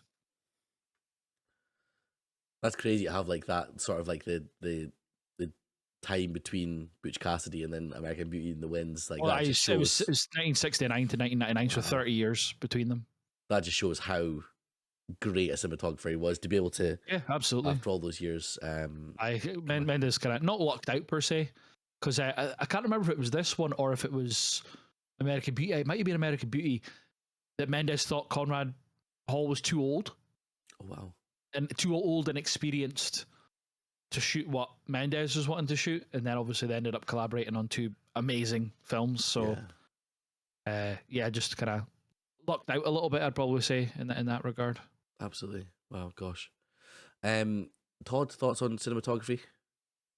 Yeah, that scene where John Rooney knows his time's up was amazing. With the rain, the umbrellas in the rain, I thought it was just so well. Between the wide and the close shot, I thought it was a great decision. Like and the close up on John Rooney's face where he knows that this is his time, I just thought it was a great performance by Paul Newman, but that decision to go up close was amazing. There is one. So all I've written down, and again, this was a first watch, so I apologise, is the mirror shot of the blood. So it's after Tom Hanks has killed somebody, and the door shuts, and all you see is like a sort of just a passing glance of this bloody sort of corpse. It's Daniel Craig's character, isn't it? When he kills Daniel him. Craig's death, is it? Yeah. Yeah, because it's so underplayed that I think he just walks in and sees him in the bath and shoots him. Like there's no big monologue of either of them, and like plot. It's just like, this is where he is. I'm going to go in and kill him. And it's Daniel Craig's character. Yeah, obviously, like talked about before, I'm a big fan of like gore, and like I like to see. Yeah, I know. Like Jude Law in films. I shoot the dead. Yeah, like but it didn't need it. It didn't need to be this like all bloody sort of like, you know, even in when they're dying in the rain, then you can just see like the flash of the muzzle from a distance. You don't need to see all this blood going everywhere to know that it's like an absolutely brutal scene. And I think that worked incredibly well, just for like you say, it could just go down the route of a typical sort of mob gangster film, but it doesn't. I thought incredibly shot. Just a brilliant film, and one that I'm a little bit disappointed I haven't seen before. But then obviously I get the chance to sort of experience it fresh. No, Definitely. And it was it's interesting about the could have been like a normal sort of mob gangster film. It kind of like before going into it, I was sort of like expected to be a bit more like what was Ben Affleck's one? The Live by Night. Live by Night. Yeah, and I was kind of like, oh, is it going to be like this again, sort of thing. But yeah, I mean that's how you do it. Just to quickly touch on score, Thomas Newman again, nominated for the Academy Award for original score, didn't win it. But again, you know, touching on as you said in the last one, Collie, like he's just like a genius, just an absolute genius. Little plinky plonks, man, are iconic. Little plinky plonks, yeah. Just on that, I don't know if you follow Mike Flanagan on Letterboxd. Yeah. So he put up a review for this, and I won't read it all. But the last line. So basically, he says we watched this tonight to take it off the Kate's never seen it list. So it must be his other half. Yeah, Kate Siegel. Yeah. And of course it is. Yeah, of course, and she's in his stuff, right? Mhm. Yeah. Anyway, last sentence of her take on it was Mike listened to the score a lot long before I ever saw this movie, so I already felt like I'd seen it, and that kind of speaks to how like iconic. I would probably say again, like we used that term last film, but it's his little motifs here and there are amazing. I'd love to see something like Thomas Newman in concert. That would be amazing. I also have recently seen Hans Zimmer again, but a Thomas Newman concert would be sick, I think. Absolutely. Gosh. Okay. Anything else you guys want to chat about with Road to Perdition? We're happy enough what we covered. I think we've I'm good. Covered it pretty well, yeah. In terms of Letterboxd, I've already said. Obviously, I gave it 5 stars. It is on the honorary list of 5-star films by me. Todd, what did you give it on Letterboxd here? I went 4 stars. And Collie? 4.5 for me. Perfect, good stuff. Do you think it'll be a 5-star if you watch it like more, like you know, like kind of how like? Yeah, I'd say to be honest, I'd say the majority of my 4.5s could end up being 5s on repeated rewatches. It's difficult because, and you'll be the same. I mean, I know you've been on Letterboxd a lot longer than me, but like I'm watching stuff on that I am rewatching, but I'm only logging it in Letterboxd for the first time, and I don't want to I do quite a lot, but I don't want to just sit there and go, that's 5-star, that's 5-star, that's 5-star, because the kind of difference in my letterbox is it's so swayed towards like 4 pluses. Mm-hmm. But that's because since I've had it, I've only ever really been like watching films for this, or like watching some of my favorite films so I can get them logged. So it's very heavy, like weighed on the kind of the good film side. Yeah. Obviously skewed a little bit with the worst picture ones for the Razzies, but there's very few 2 stars and below. So yeah, this could easily be it. Like even just on the acting alone, before you add in, you know, the fact that it's Sam Mendes and the fact that it's a beautiful looking film and the fact that it's got amazing score and that as well, it could easily be a 5. Yeah, absolutely. Okay, look, so we are going to move on to the next film in the Sam Mendes universe, and it is Jarhead. So, a psychological study of Marines' state of mind during the Gulf War, told through the eyes of a US Marine sniper who struggles to cope with boredom, a sense of isolation, and other issues back home. Okay, so first thoughts again on Jarhead. I'm assuming it's a rewatch for yourself, Collie, is it? Yeah, it's a rewatch for me. Watched it. I don't think I've seen it in the cinema back then, but I definitely watched it not long after it had come out. Just because Jake Gyllenhaal and a war film and that kind of age when I was trying to get into more films, and yeah, a war film's always good fun. And I remember it being like quite maybe not well advertised, but I distinctly remember it being around when I when it came out, if that makes sense. Like my kind of film, like paying attention to what films are coming out in at that age wasn't really, but certainly what it is now. But I remember it at the time, and I've watched it numerous times since. Even more so as I've become more and more of a Jake Gyllenhaal fan. Todd, first thoughts? So yeah, this is up there for me. I wouldn't say top 20, but it's up there for me as one of my favorite films. I bought it from when Zavvi had shops, like when they had actual physical shops. I bought it from Zavvi on DVD when I was at uni, and I'm obsessed with it. And I think one of the main reasons is I always have this like thing about Jake Gyllenhaal not picking typical run of the mill films. So like he's done a war film, he's done a police film. Like they're not your typical sort of films that follow the same tropes. And I've just everything about it, every performance, the cinematography in this, and obviously we know the big man who started on this one. It's just incredible, and I think it goes from the sort of funny and the sort of camaraderie of what it is. I don't think it glorifies joining the army in any, well, no, it's the Marines, but in any sort of way. It's one of those films I could talk about for weeks because of every performance, line delivery. It's amazing. I'll stop. Massey. Yeah, I mean, it's funny what you said there about the not glamorizing the war and stuff, because that was something that I was like, I think I'd seen it before, but I don't remember. So I haven't seen it, so it was based at first watch me. And knowing that it was based on a book written by the main character, and his obviously time in the Marines, I was worried that it could go down that route of like American Sniper, like the Yankee Doodle Dandy stuff, and like that doesn't do it for me. But it never did that. It never pulls punches as that. It's not all killing terrorists and being, revered at home and stuff, which I thought was a really brave sort of way to do it. I of course, I've not read the book. I don't read, so I don't know how much that is portrayed in the book. But I thought that the film's choice to not have that was really interesting. But yeah, I thought it was a really good film, as you say. Mr. Deakins coming in and doing his thing, I thought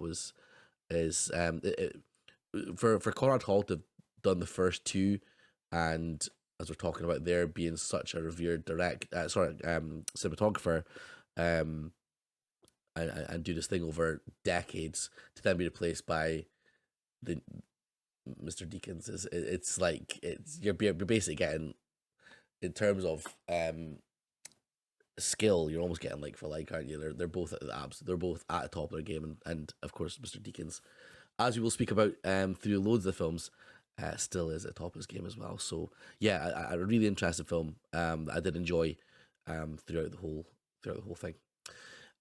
Of course, it is obviously sort of like anchored by the main performance from Jake Gyllenhaal as Anthony Swofford. Collie, give us your thoughts on what his performance was during this film. Yeah, this was kind of, I don't know if it was like his breakout role per se. Maybe that's Donnie Darko, but this was one that stands out for me. It's kind of like exactly what Todd says. He's done a film like this. He's done a film like this. He's very much like Sam Mendes in terms of one role is not the same as all his roles. And yeah, hilarious is probably one of the terms I would use for him in this. I think he's very, very funny. Whether that's right at the start with his drill sergeant, when what is he asks him why is he even here, or what's he doing here, and he just says that he got lost on the way to college. And the bugle situation with Jamie Foxx is hilarious, like proper funny. And then as he becomes more ingratiated in the Marine way, I think he states it at one point. He's saying that I want that pink mist, which is obviously that sniper shot that Jamie Foxx's Sykes, I think is his name, describes. Is that's what the end game is for these guys. So for it to open is really funny, to then kind of hone it in on the serious nature of it, and then the last like little bit of the film is the realization that he never got to do that. and it was not a waste of time, but it never came to fruition. I thought it was a very varied performance, but yeah, like outwardly funny for the majority of it, in a serious situation. But like when he's dancing at like the Christmas, is it the Christmas party kind of thing that they do? Yeah, just an outwardly like quirky, funny guy. And that's just how I picture how he is IRL. So I think it might have came a bit easy to him.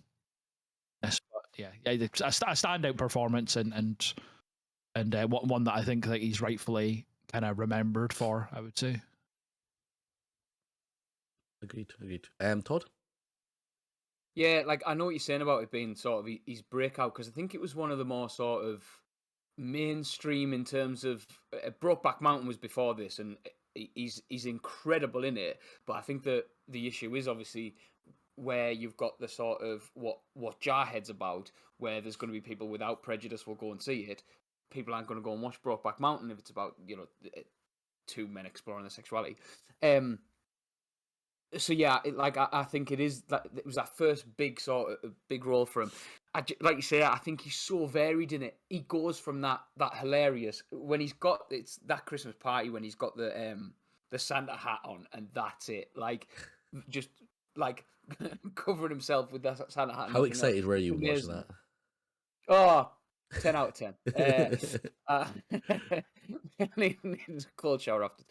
But yeah, it was it's such a like up and down, and like what I said about Spacey with that sort of monotone narration voice. I think he delivers that here as well. Whatever he does with his hands, loves his wife, holds his child. Like that is the perfect way to narrate this film, where you've got him laughing and joking. You've got it when he goes manic with that with the lad in the tent about after the Christmas party where he gets punished for it. Like, and he goes from 0 to 100 so quickly. But it's not hammy. It's not over the top. It's fantastic. I just think he sort of shows what he can do. And if this is one of his first, let's say Donnie Darko, Brokeback, and this are like his first big 3 roles, like. He was in Bubble Boy as well, but I'm not seeing that apparently. Day After Tomorrow. Day After Tomorrow, yes. Like I just think it shows what he can do, and it's why he's such a star now. That he's got such variety. Can play the comedy, can play the serious. The other standout for me is that where they've got the shot. And the sergeant comes in and orders the airstrike to just level the whole thing. He's like, "Look, it doesn't matter. We just want that one shot." And he's just broken. He's just broken, and I think he's just phenomenal, isn't he? He's ridiculous. Massey? Yeah, I mean it's hard to kind of to follow up that. I think he's brilliant. Showing both sides of it, isn't it? And yeah, being I think that scene in particular when he doesn't get the shot it's devastating, but it's also like you're unhappy because he's not being able to kill someone, which is kind of like a weird sort of like oxymoron sort of thing. But yeah, I think he's absolutely phenomenal. In the whole thing. Just quickly before we kind of go into anything else, did you guys know that there's 3 sequels? I thought there was 4. I thought there was 4. Is there 4? Is there? I think there was 5 total, but yeah, it doesn't matter. That's crazy. That is absolutely crazy. And it was a commercial disappointment, I think, as well. I'm sure it didn't even make budget. Yeah. Because no, sorry, just over. So 72 million budget and made 97 mil.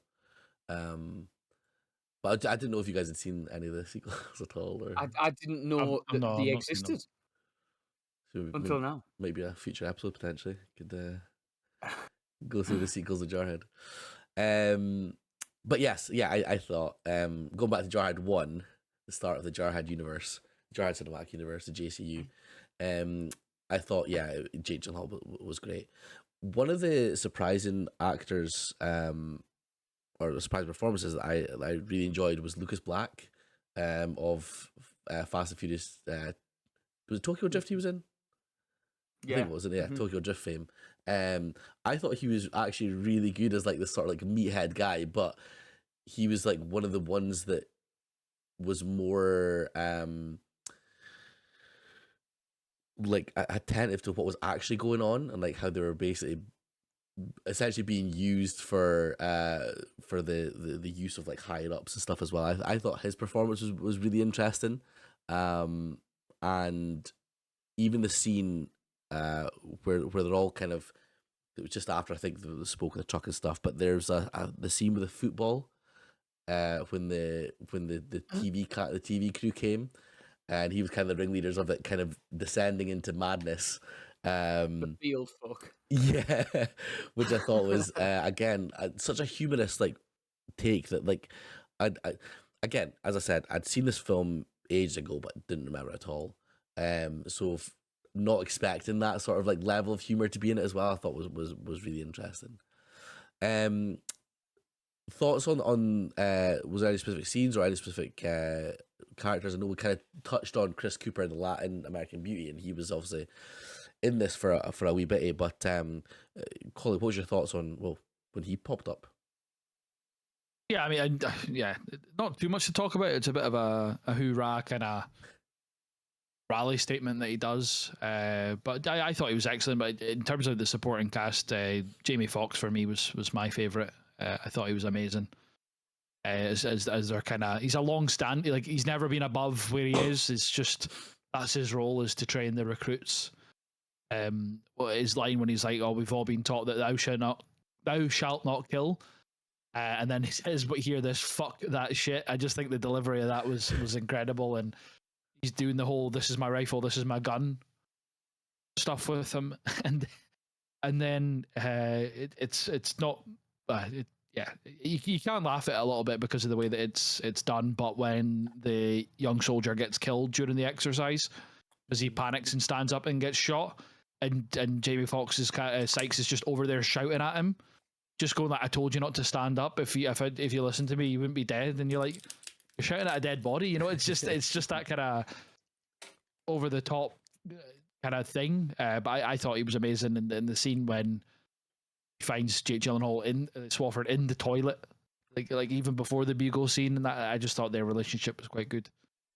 But yeah, like for Chris Cooper, he's really good in it, but there's not too much to talk on for me because he's only in it for literally a minute or whatever. Yep. I was surprised that when I first saw him, I thought he was going to be like a big part in it.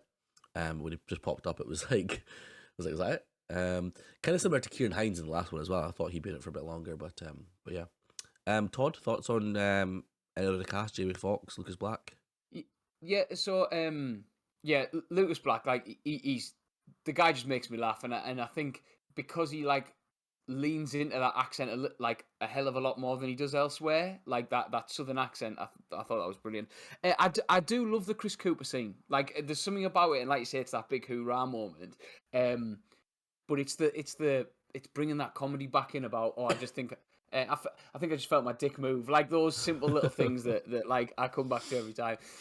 Jamie Foxx, every line, the two that stand out, like that I hear in my head all the time are "you sizzle dick motherfucker," which I thought was it is just such a ridiculous thing to say, and that's at the Bugle. Do you know Stevie Wonder? Anyway, and is the one in the toilet, and I think that backwards and forwards between them, where Jamie Foxx knows he's full of shit, so Swafford's on the toilet. He's drank a lot of like a diuretic Pepto-Bismol or something, isn't it? Yeah.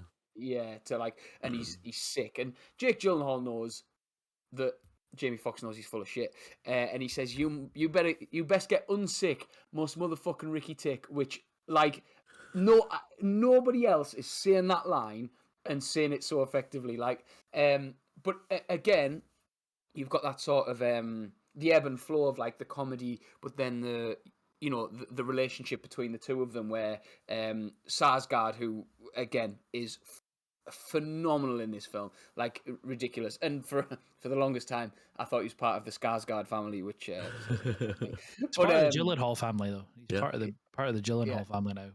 Is Maggie? Yeah. No, Jake. But yeah, when lucky guy. I'd be fine with that. No, when Jamie Foxx takes Jake Gyllenhaal to the side to talk about Sarsgaard's character, about him, about him having to be sent home tight. Like that, there just shows their relationship. But the look when Sarsgaard, sorry, I'm all over the place, but when Sarsgaard gets branded is ridiculous. This is our circus, and we're safe in it. That whole scene is made by Gyllenhaal's delivery, but also the look on Sarsgaard's face when he's getting branded, and that sort of relief that he's still part of it. Like I say, you can pick. I only know him as Cheddar Bob. I did look at his name. He's Cheddar Bob in 8 Mile, and his it's gone. But Evan Jones, like again, he's comic relief, and he's a piece of shit.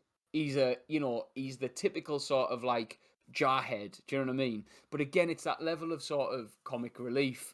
Every member of the cast I think does an incredible job, and I don't think anybody's looked as cool. Just the last point on Jamie Foxx is at the end when they know they're going home and they know it's finished, and the best bit about this film is nobody shoots anybody. You don't see anybody like kill anybody. And the only time that they shoot is at the end where they're shooting into the air. And Jamie Foxx is there with this fucking like LMG looking thing and a cigar in his mouth, just fucking firing in the air. And I was like, even at like 18, 19, I was sitting there going like, "You cool cunt." You know, like it was just, it's the best way to finish the film. But then obviously when they go back and see Jamie Foxx still training recruits, still being, like you said, Collie, in that same position, he's fine with what he's got because he loves what he's got. Everybody, every single person in this film puts in a performance. Sorry, Massey.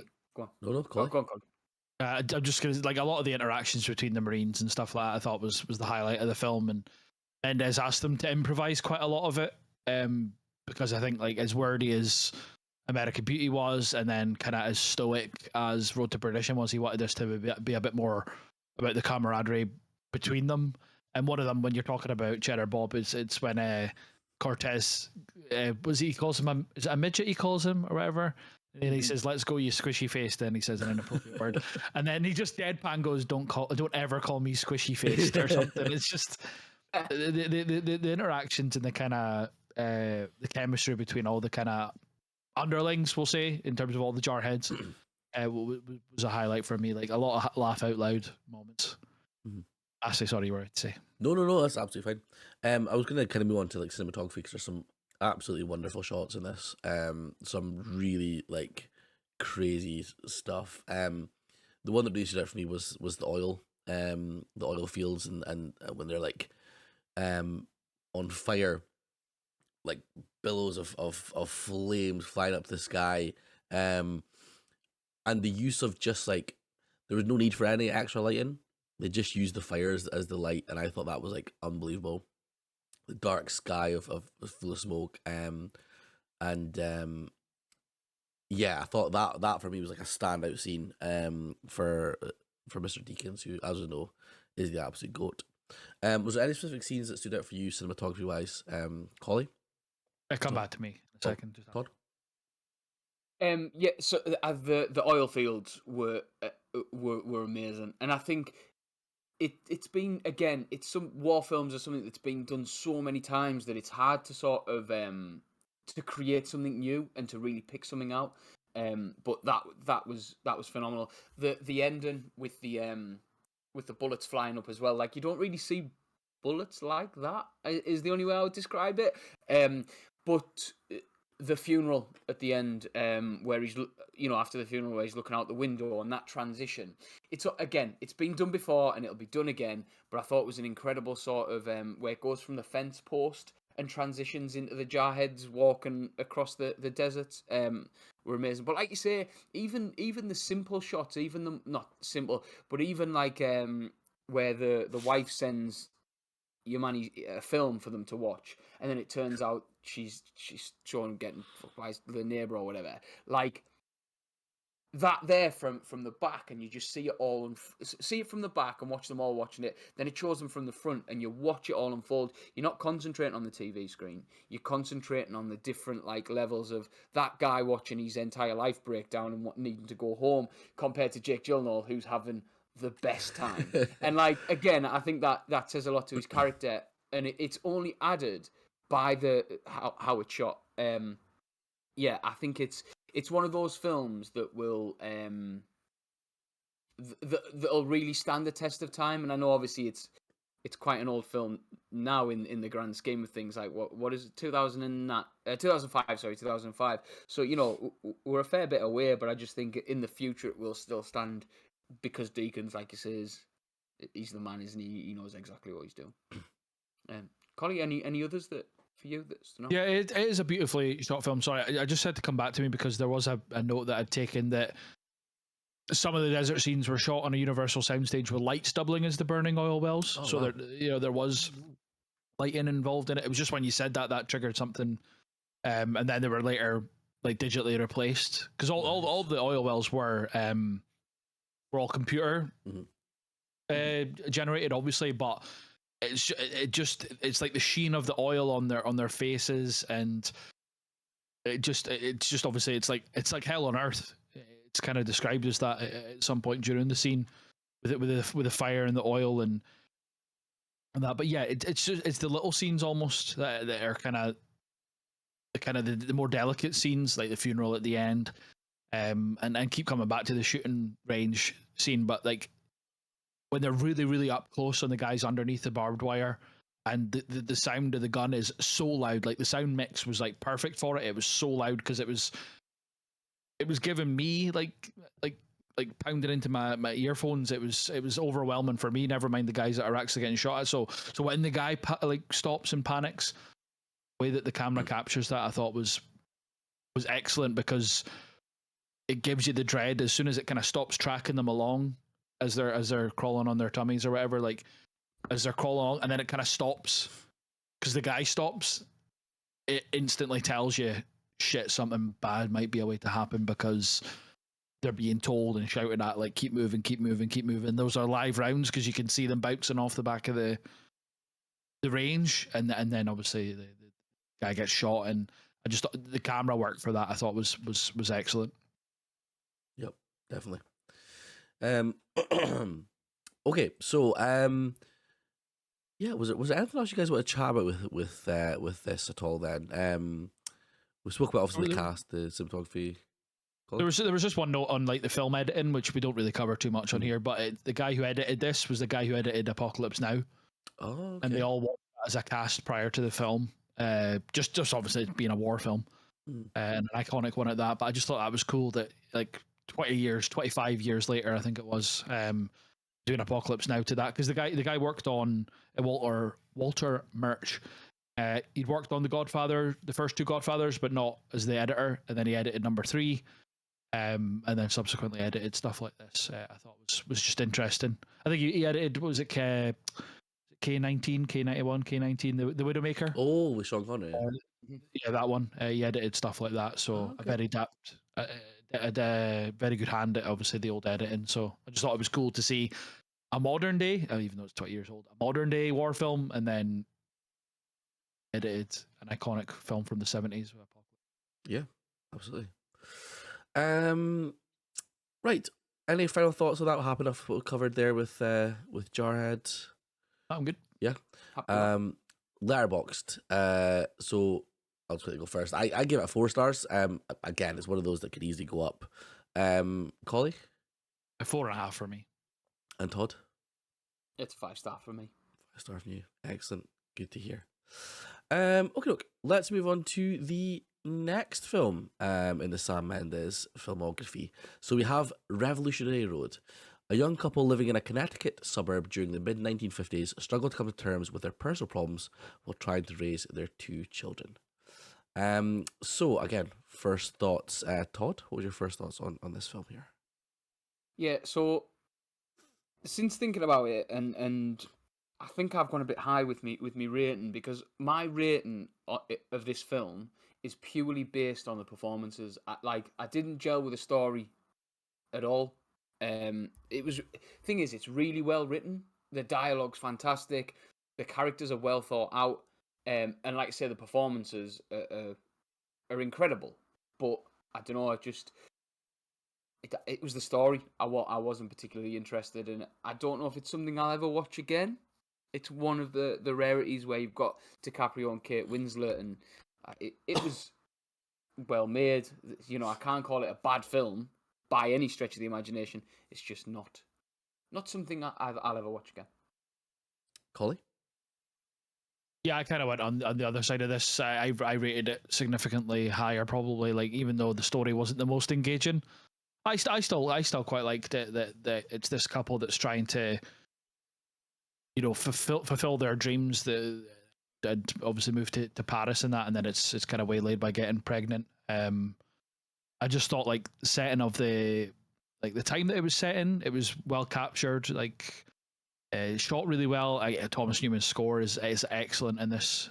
I'd put this up with some of his best work. And then to see DiCaprio and Kate Winslet play kind of the adult versions, not of their characters in Titanic, but to see them actually as a married couple, whereas obviously you only see them in Titanic together previously as this young, just immediately falling in love couple, I thought was quite interesting.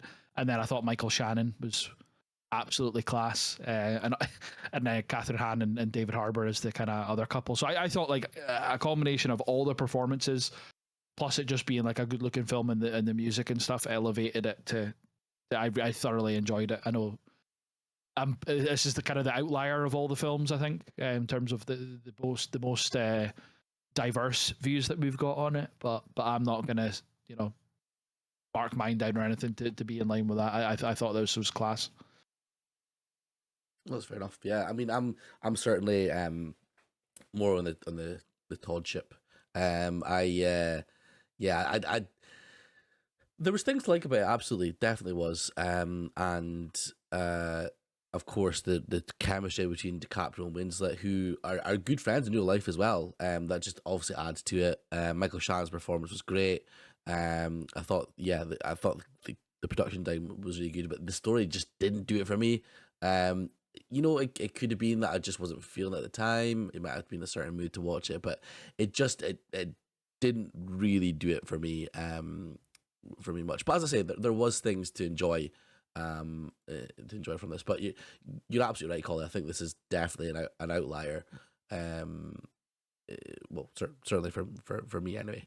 I mean, thinking about it first of all, obviously, as I say, for me, the main two performances, DiCaprio and Winslet, as the married couple that kind of have a fair bit going on beneath their surface, sort of thing. Todd, we'll go to you. What was your thoughts on their performances? It was, like I say, everything that I enjoyed about this film. Obviously, it's well shot, but everything for me was on the performances, and I thought, again, it showed sort of the range that both DiCaprio and Winslet have got, that they can be that sort of loving couple. Neither of them kind of stole the scene from each other. I don't think one was stronger than the other.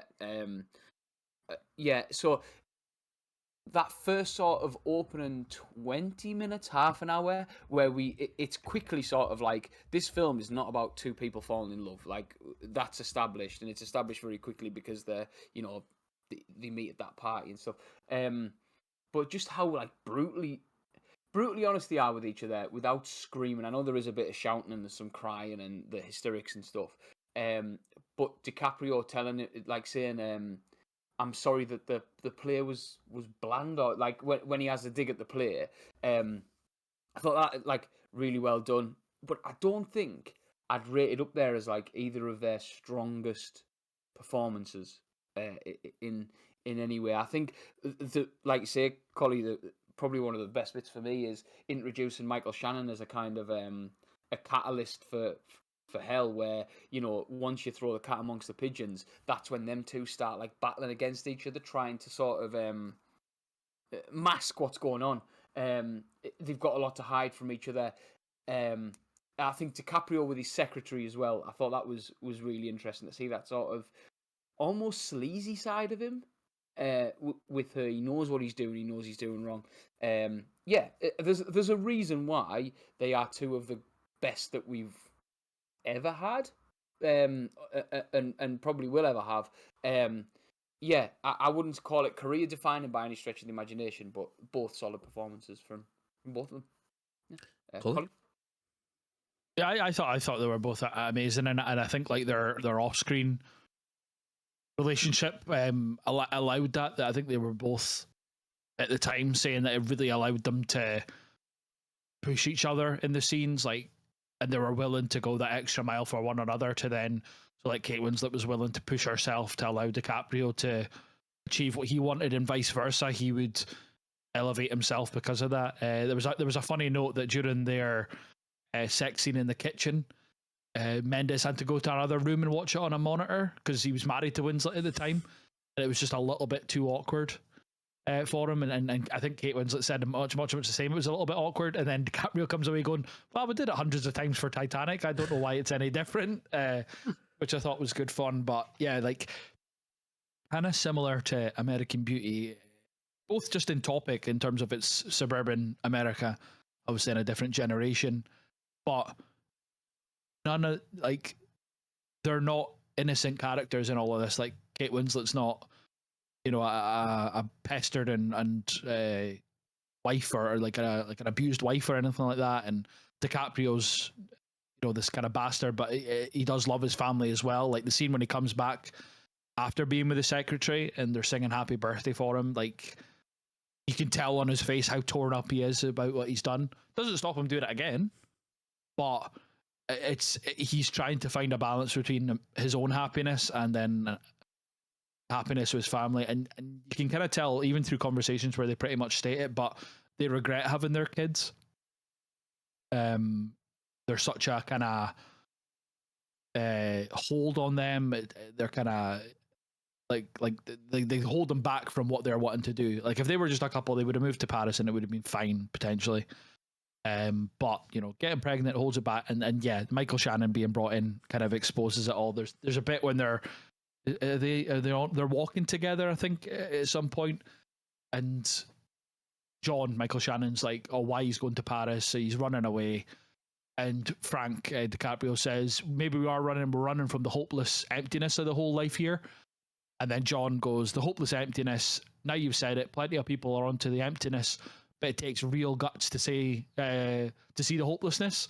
So I think that's from the book. I don't think that's like a Mendes or whoever wrote the screenplay. Like he wrote it. I think that is from the book when I was looking into it. But he just exactly the catalyst behind shit. Maybe our life isn't what we want it to be, and maybe we're kidding ourselves, and we just have to accept that we've kind of, you know, made our bed. Now we have to sleep in it.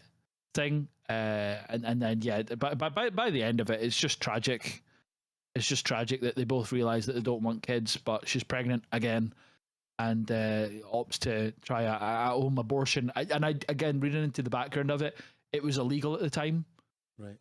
Not just to have an abortion, but I think he worked in New York, but they stayed in, is it Connecticut? I want to say, yeah, and it was illegal in Connecticut to have contraception, I believe, at the time as well, or something like that. So it's not as if they were deliberately like making mistakes or whatever. But I think it's in the book. There's a mention of her diaphragm or something like that. So it's hinted that he's bringing it back from New York when it is legal to Connecticut. So it's not just a simple case of, oh shit, we keep accidentally getting pregnant, like our bad kind of thing. Yeah. There is a whole political kind of legal illegal side of things, which isn't really apparent in the film, or clearly stated in the film. It's only really if you know the kind of the legal side of things back at the time. But that just for me, that added an extra dynamic to the relationship. But that was only through research. I totally accept that the film doesn't really tell you that. Yeah. But yeah, like just on the back to like performances, I thought those three especially were excellent, and Harbour and Han were good like side things. But I could come back to them if you just want to talk on them, but also finish your points. I was just gonna say, like what you're saying about like the legalities of like the contraception stuff like that as well, and how it's from research that you found out about that. Like that's interesting. Like I would have much rather that was sort of like explored in the movie. I think that would have added a certain dynamic to it as well, which I think we would have bumped up the score for me certainly, or at least the bumped up the sort of plot and stuff. But yeah, I wrote down a quote as well from Shannon when they're at the dinner table towards the end, and Kate Winslet's pregnant again, and he says, "I'm glad I'm not going to be that kid." Like I was like, fuck. Yeah. Like it's just like It's so brutal. honestly, like, but he was brilliant. I thought Michael Shannon was phenomenal, and he got nominated, didn't he, for best supporting actor for that as well. Which I thought he was definitely phenomenal with that there. Yeah, I mean, Todd, do you want to kind of talk us a bit through it anymore? So, yeah, like you say, I think David Harbour and Catherine Hahn were like that good sort of. There's very little comedy that doesn't come from being incredibly awkward through the whole thing. Like I laughed a couple of times, like you say, at Michael Shannon saying, "I'm pleased I'm not going to be that kid," but like they were the nice little sort of levity in it, and the moment where they realise it's all going to shit and they're like, yeah, it never would have worked. It's not something. I thought Harbour and Hahn were really good together. I just love Kathy Bates. I think she's fantastic. She plays. Obviously, she's got variety, she's got range, but there's a lot of times where this could have very easily been Joe Bennett from The Office, just starting up. Do you know what I mean? Like just starting up, and before she starts selling printers and stuff, she sells houses. Like yeah, she was fantastic. Yeah, and I think because Michael Shannon was the cat amongst pigeons is the only phrase I can really use to describe it. Like I was excited for him coming on screen. I was excited for him to be back in it because I didn't care about what was happening between Winslet and DiCaprio. Yeah, I feel like I look like I'm underprepared. Where I watched this and I was like, there's not a lot else I can say about it because there's no. For me, when I think about it, there's no scenes where I think, God, that really stood out. Or do you know what I mean? They were solid performances throughout, and I think that's why I've sort of taught myself down from. Is it a 3.5-star film? I know we'll talk about Letterboxd later, but like, is it that level for me? And that's sort of where I'm pulling from. Yeah. Fair enough. Collie, any scenes that stood out for you? Or anything you want to talk about David Harbour and Catherine Hahn?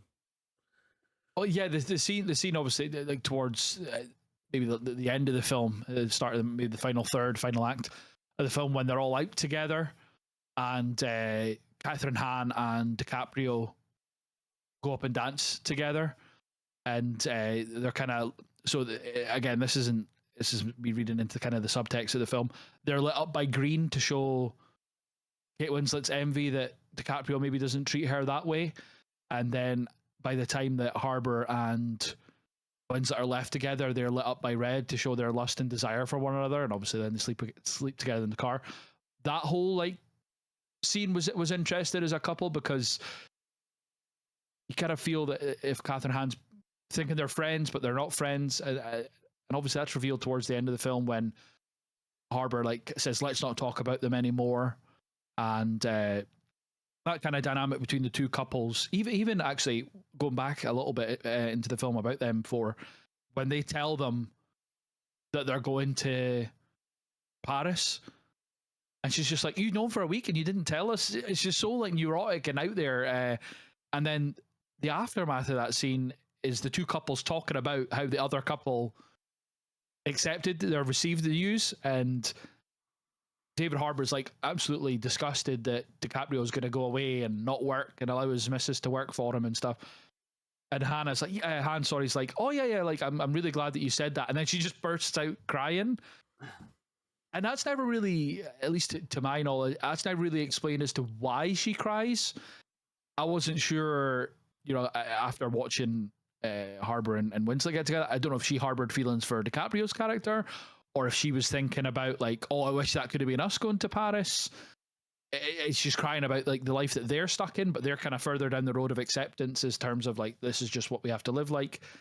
And then you flip to the other scene, which is DiCaprio and Winslet laughing at them obviously being shocked by their decision to move to Paris, and then they have sex for all of 3 seconds, which is an interesting thing to come back to actually about this film theme wise, is that there's like 3 distinct sex scenes, 2 that you see, 1 that you don't, and it's DiCaprio and his secretary, DiCaprio and Winslet, and then Winslet and Harbour.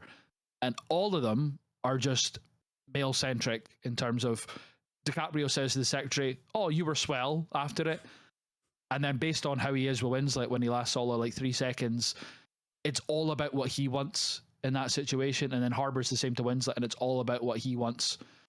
And then it's him saying that he loves you, loves Winslet after it and stuff. So the kind of male centric of males can do what they want aspect of this film I thought was really interesting, and the lengths to which Winslet kind of goes to give DiCaprio a chance at what he wants. It's her that says, "Let's move to Paris for you, so you're not stuck in a dead end job," which is a good job by all accounts. Like what you can see in the film, he's like obviously got a really nice house, can care for his family, all that kind of stuff. But Winslet knows that he deserves more from like whether it's a creative point of view or whatever. So she's willing to do anything to get that for him.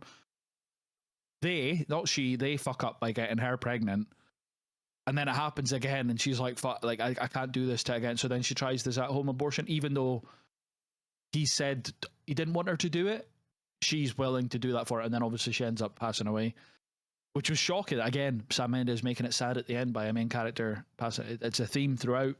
But when it come back to the cinematography, which is what you originally asked me, the scene when it's not shown, like it's just hinted at. That's what she does in the bathroom. And then it goes to her looking out the window, and she's looking onto this like suburban street, and it's all ideal. And then she looks down, and on a really lightly colour, I don't know if it was white or cream or eggshell. You know, we could go into colours of whites, but and there's that speck of blood, and then it's just like as an audience and her, you feel at the same time like, oh fuck, and you know, and then she obviously ends up passing in that scene when he's in the hospital beside himself, and it's a DiCaprio theme. He was Shutter Island and Inception. He's a widower with kids, or well, not in Shutter Island anymore. But you know what I mean. Like he loses his wife in all of those in tragic circumstances. But yeah, I don't know. I know what you're saying, Todd. You feel underprepared because you've not got too much to say. I've not got like too much more to say on it. I just think it was like a really understated Mendes film. Again, yeah, he is touching on American suburbia, but it's based on existing material, and it's kind of a genre piece. Kate Winslet asked him to make this, and initially he wasn't wanting to, or not wanting to, but he wasn't immediately like driven by his desire to do it. So you could argue that it is a little bit out of his general way of doing films, which is the ones that he wants to do or that he's drawn towards. So maybe that's why you don't maybe connect with it as much, as it doesn't feel as much of an organic Mendes piece. But for me, if it wasn't as good acting performances, it would be a 3 or a 2.5 or whatever. But I think Winslet, DiCaprio, and Shannon all on their own deserve a star, and then one more star bumps up to 4. I know we're away to cover Letterboxd in a second, but I gave it 4 stars, and that's how I composited it up, was 1 for each of them because I thought they were amazing, and then 1 for the general like shooting of the film and the music and stuff. And yeah, I would definitely agree with you both that the story's not the most engaging, or not even not the most engaging, but for us it's kind of, there's nothing to relate to perhaps. Yep. Whereas for me, I connected a little bit more with the story when it comes to like family stuff and all that. Absolutely. Colin, can I just thank you for absolutely carrying Revolution Road, please? So That's fine. yeah, because I was just saying with Todd, I was kind of like, oh god, like I don't really know what. The thing is, like we do these, and we're doing them all so far on like good directors. Yeah. So we're never really going to have much, I don't think, like bad things to say about these films, which is why the Oscars was quite fresh, because not just the worst pictures, but there was films that were nominated for like the big awards that we didn't really like or didn't connect with. Whereas this does, it can descend into a bit of a loving for the director or the cast or whoever, but for you to be like, I don't like this or I didn't like this, it's absolutely fine, and it's good. I think it's good. Definitely. But what I said at the start, it was like, I'm not gonna then downplay my enjoyment of it because you disagree, you know. The thing is, I'm actually like, I'm glad, because I wouldn't want either of you to like kind of you know, not have a organic, genuine feel about the film, because like, again, listening to you talk about it there, like it's not made me increase my score, but it's made me appreciate more like what, because I knew it was one of those that like that people like. It just didn't hit with me. But hearing obviously you saying that, as I understand like why it hit with you and stuff. And it's really interesting to hear that side of it, because I just went and go like, yeah, didn't like it. So to hear someone be like, I liked it for this, it's like, yeah, cool. Perfect. Just to go back onto the initial when we talk about the start of every film, if it's a rewatch or whatever, it is a rewatch for me, but I didn't watch it at the time. I only got round to watching it because I remember it coming out at the time and I was just like, fuck's sake, is it like a Titanic sequel almost with those two being the leads? I wasn't into my directors as much, so I'd seen all of the other films that he'd done prior to this Mendes, but I wasn't drawn to being like, oh, I'll watch this because it's Sam Mendes. And then I was like, oh, it's just similar to Todd's thoughts on American Beauty. Oh, it's just like a rom-com about a couple, and it's Kate Winslet, Leonardo DiCaprio playing like the roles from Titanic or whatever. And it wasn't until he got announced as the Skyfall director that I went back and was like, oh, I should probably check out this. And then I enjoyed it at the time, and I've it's not one that I'll go back to often, but I'm glad that we got to go back to it for this, because it's a film that, out of all the films, it's one of the ones I am least familiar with, but I enjoy. Yeah, but I've got nothing else to say really. One more thing is on Thomas Newman. Again, there's a lot of little jangly piano bits in it and motifs through it that I think are excellent. Like, just I think because love Hans Zimmer, but Hans Zimmer is always like big booms and cello, like all over the top, like the Dune, Inception, Interstellar, all that kind of stuff. They're big soundtracks, like for big films. Whereas Newman, I think, is excellent at kind of the lighter side of things, until maybe one of his films that we'll talk about tomorrow, where he turns it up a little bit to 11. But for the ones that we've discussed so far, I think the score perfectly matches what's needed. Which is just these, like I say, the motifs, the kind of themes throughout it. It just hits the right notes for me. Good stuff. Okay. Well, we'll just go through the letterbox then, because I don't think there's anything else I want to chat about. So, personally, I gave it 2 stars. Outrageous. I also gave What Happens in Vegas yesterday 2 stars. So, but as I said, it's all about vibes. It's not about. I'm not that precious about this one to get annoyed about it. But 2 stars is ridiculous. Like I think 2 stars is. We'll go through the other 2 stars. I'm sure you rated some of the worst picture nominees as 2 stars. I think Expendables was 2 stars. Really. Todd, what did you give Revolution Road? Was that 1 star? Yeah. I went 3.5, but on it was between the 3 and 3.5, and I couldn't quite. So I went for the more positive side. And Collie? I gave it a 4. Perfect. Like I say, the breakdown for me was the 3 main acting performances, and then a 1 for just it being a generally like well shot, kind of well scored film as well. And you know there's 5 sequels to it as well. No. I saw just on that note, but when like they're showing the houses and she's like, oh, there's this house on Revolutionary Road, I did do she said the name of the film. Yeah, Peter Griffin. I did laugh at that. Okay, so we'll move on to the final movie for this part of the Sam Mendes episode, and we have Away We Go. A couple expecting their first child travels to the US seeking the perfect family home.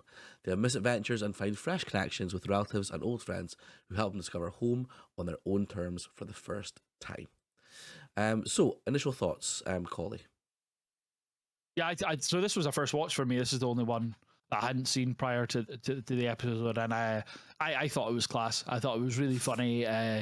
John Krasinski being like kind of not quite Jim from The Office, but being the kind of quirky guy was amazing.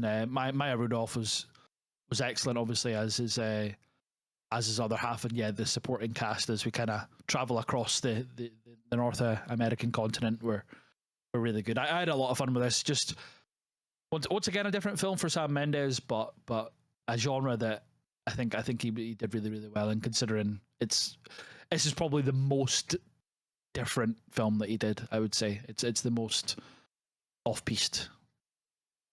Absolutely. Todd? Yeah, it's the first watch for me, and when I read the synopsis of it, and that, I was bang up for it. I love the cast, and it was good. There were moments of it, but there was times where I sort of wanted to switch it off a bit. And I know that's like the ratings of it are so high. I don't know what it was. We'll talk about it, like obviously performance by performance and stuff. Because like I say, John Krasinski was great. Maya Rudolph was fantastic. Some of the supporting cast were brilliant. I don't know if it felt like it should have been more of like a TV show where each episode they went to a different place and that they tried to cram too much in. I felt like some of it was a bit too much over the top. But even in certain scenes, I was laughing me back off it, like literally, and then 10 seconds later, I'm going, "Oh fucking hell, what are they doing?" Like cringing. It was up and down. It was all over the place. I'm just pleased that, like I say, John Krasinski and Maya Rudolph put in a great performance, and there was some legitimately laugh out loud moments. So, yeah. Going to be, yeah, I loved it. This is a first watch for me, and like genuinely from the start, when he's going down on her and telling her how her vagina tastes different, like I was in bits. I thought it was absolutely hilarious. I didn't expect you to come away with that. But... yeah, I think the lead two, as I say, Krasinski and Maya Rudolph were brilliant. The supporting cast, the wee cameos that we get along the way, are just like unbelievable. Like, I mean, we'll obviously go into it and stuff like that, but like even like just them popping up for like 10-15 minutes and then on the next one, like I loved it. I loved the pacing of it. I thought 90 minutes for that movie was just absolutely perfect. We had enough time with each stop to enjoy it and appreciate it, and then they move on to the next part. And there was obviously some really dark bits as well, which I thought were incredibly well done, and some of the imagery as well I thought was great. I thoroughly enjoyed it. First watch, and I'm going to rewatch it, and it's probably one of those that, like, spoiler alert, I've not given it a 5-star, but it could probably get a 5-star from me. Like, I was blown away by it. I thought it was great. So obviously the main the main two were John Krasinski and Maya Rudolph. Collie, talk to us about their performances in Away We Go. Yeah, I thought they were a great couple. I thought they really understood each other. Right, there was no real kind of major disagreements or fallouts between it. I think they were a very supporting couple. One scene stands out for me. I think it's her sister that they're visiting at the time, and Maya Rudolph and her sister are sitting at the table, and Krasinski's away on the phone, and her sister's just like, "Oh, you're really lucky to have him," and she just goes like, "Yeah, I am." And then he falls over or whatever he does. I just thought that kind of spoke to the relationship, that they just knew each other and just like wholeheartedly like loved each other and wanted to be happy, regardless of where they were going to stay or what was going to happen. There's a quote, I didn't note it down, but there's a quote being like, the only thing he's concerned about or worried about with the baby is what happens to my boobs or something like that. I'm sure she says something, so that kind of just sums him up in terms of like, he's just going to be a great dad and a great caring dad. And if that's his biggest worry in the world, then they're kind of set, because, you know, they're going to be fine. And they have this conversation about, are we fuck ups? And he's like, no, we're not fuck ups. And then she just lists off loads of stuff. He's like, no, we're not fuck ups. Like, he just stays with that line. And yeah, Krasinski's amazing when he's got his phone voice on when they're in the car, and then like because the way that you're looking at it, it's like she's closest to the camera and he's like the other side of the car, and he starts speaking and she goes, that's really loud. And it's just because he says he explains that he has to put on this persona for the guys that he's talking about. They don't want to talk to like a mid-30s guy who like lives with his missus and doesn't have much of a life or whatever. But yeah, he's good. And then one of my favorite like relationship scenes in it, because it's all about them, like you say, about them talking about America and reuniting friends or family, being her sister. That, but the scene where his parents and they're around the table, and then they explain to them that they're moving. Is it Belgium? Moving to? I think it's Belgium. Yeah, and he's just like, that's the months before the baby's born. And they're like, yeah, we've talked about this for years. He's like, but you're going to be away for a lot. It's just like they don't give a shit. They like they're so self-involved, and it just takes them back. And then Jeff Daniels, the dad, explains that he paid, was it $20,000 or something for like a statue behind him. It's just so like disconnected from everything. But just on the relationship, before I throw it to you guys, I was reading up some reviews of it, and some people were saying that they're quite smug and like condescending and kind of looked down upon everybody because they were these like idealist people who, like they were so sure about what they wanted and that. And Roger Ebert reviewed it, gave it 3.5 out of 4 stars, and said, "These are not sins if you have something to be smug about and much reason to condescend." Which I kind of agreed. I was like, they do seem to be just like happy within themselves. They not overly materialistic or anything like that. They just like them being together and the kid being happy is what they want to be happy. And I thought that was quite like unusual in it, but in a good way, especially compared to the rest of the characters in the film, apart from maybe one couple, which we can talk about after. But in terms of the two mains, I thought they were amazing. Their chemistry was really good, and just their individual performances, and then their subsequent chemistry with the rest of the cast was excellent. Todd, what about you? What did you like? What did you not like? Yeah, when we talk about John Krasinski and Maya Rudolph, like they bounced off each other so well, and it's like they play very different characters. John Krasinski, like you say, he's that quirky sort of. They have this level of humour, where they talk about how we fuck ups, where you can clearly see that they're not going to be, where you can clearly see they're going to be good parents. You know that of all of the tropes of Sam Mendes, where something sad happens at the end, I was praying, like, as much as I wasn't fussed about like some of the bits of the film, I was praying that this had a good ending. Like it couldn't have had a sad ending. I'd have been I wouldn't have watched another one of his films. But yeah, like the have sort of like, she's the leveler constantly, and I love that about her in this, where like John Krasinski says like, "Well, your parents aren't doing anything." And she's like, "They're dead," and he's like, "Well, still," like that killed me. And the other one about the construction site, where he's like, "Well, what happens if like."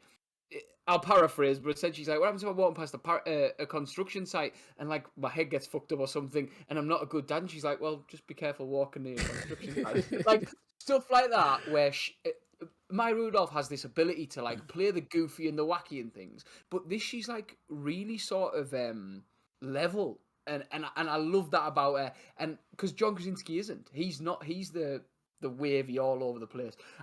Them two. Bouncing off each other were amazing. The tilted uterus thing that just constantly keeps coming back about, yes, my fucking tilted uterus is a secret. That made me laugh. I'm starting to think this might have been a good film. No, like them two. Like you say, I think it was the moments with the supporting cast that annoyed me, and it was them two that dragged me back into enjoying it again. Like, as in, I'm sticking with this regardless of how I feel about it, because of I want to see what happens with them. And I think that's a testament to kind of how good they are together, and how well written their characters are as well. Obviously, it's not just them two improvising. I'm sure there was some of it, but yeah, Massey. Yeah, again, it's you're absolutely spot on. I think you're absolutely right about Maya Rudolph. Like, she can always do like the sort of weird, wacky. What's the film Idiocracy? When she's in that as like the prostitute, and she's like totally over the top sort of thing. But in this one, she's like completely reined back, and I think it's she's so heartfelt, which is great. I was trying to like put into words as to what I thought about it, like, or what it felt like to me, and it was like I was kind of like, I kept going back to like, it was like a positive road trip movie. Like, road trip movies normally have like some sort of like something happen in Act 2, then have to like get it sorted by Act 3 sort of thing. But there was never that. Like, it was always, they were always so positive about stuff, and it was always like heartfelt. Yeah, okay, like the supporting cast, the cameos and stuff had things that were happening to them, but it never really affected John Krasinski and Maya Rudolph. The main thing that affected them was the fact that their parents said they were moving to Belgium in a month, and that was like their biggest worry. That was then to find out where they're gonna go. So yeah, it was like a sort of positive road trip, which I thought was really refreshing. And again, like, hats off to Sam Mendes for doing something like this. Like it's so different from what any other film that he's done. But no, I thought the main two were absolutely phenomenal. In terms of obviously like the places that they go, and the people that they meet along the way, the first place that they kind of, or after the parents really, is they go and see Alison Janney. She like had me in stitches the whole time that they were there. I wrote down a couple of things. She said about her kid. She's only 12, and I know that she's and then the D word for like a lesbian. Like I was in absolute bits in that.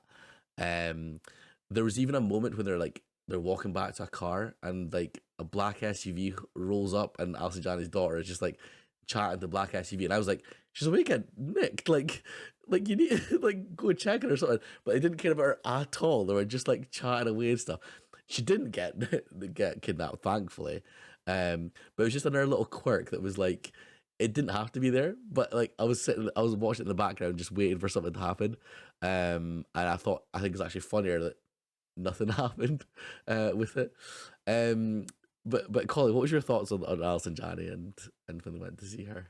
Yeah, I thought she was hilarious, and so was her husband. To be fair, and they're talking about like not fitting in there, and is it the golf club that they got rejected from? Yeah. I think it was. And then she's talking about like, oh, I used to have big tits and stuff like that. And then she's asking Verona, Maya Rudolph's character, like, don't you remember how big they were and stuff like that?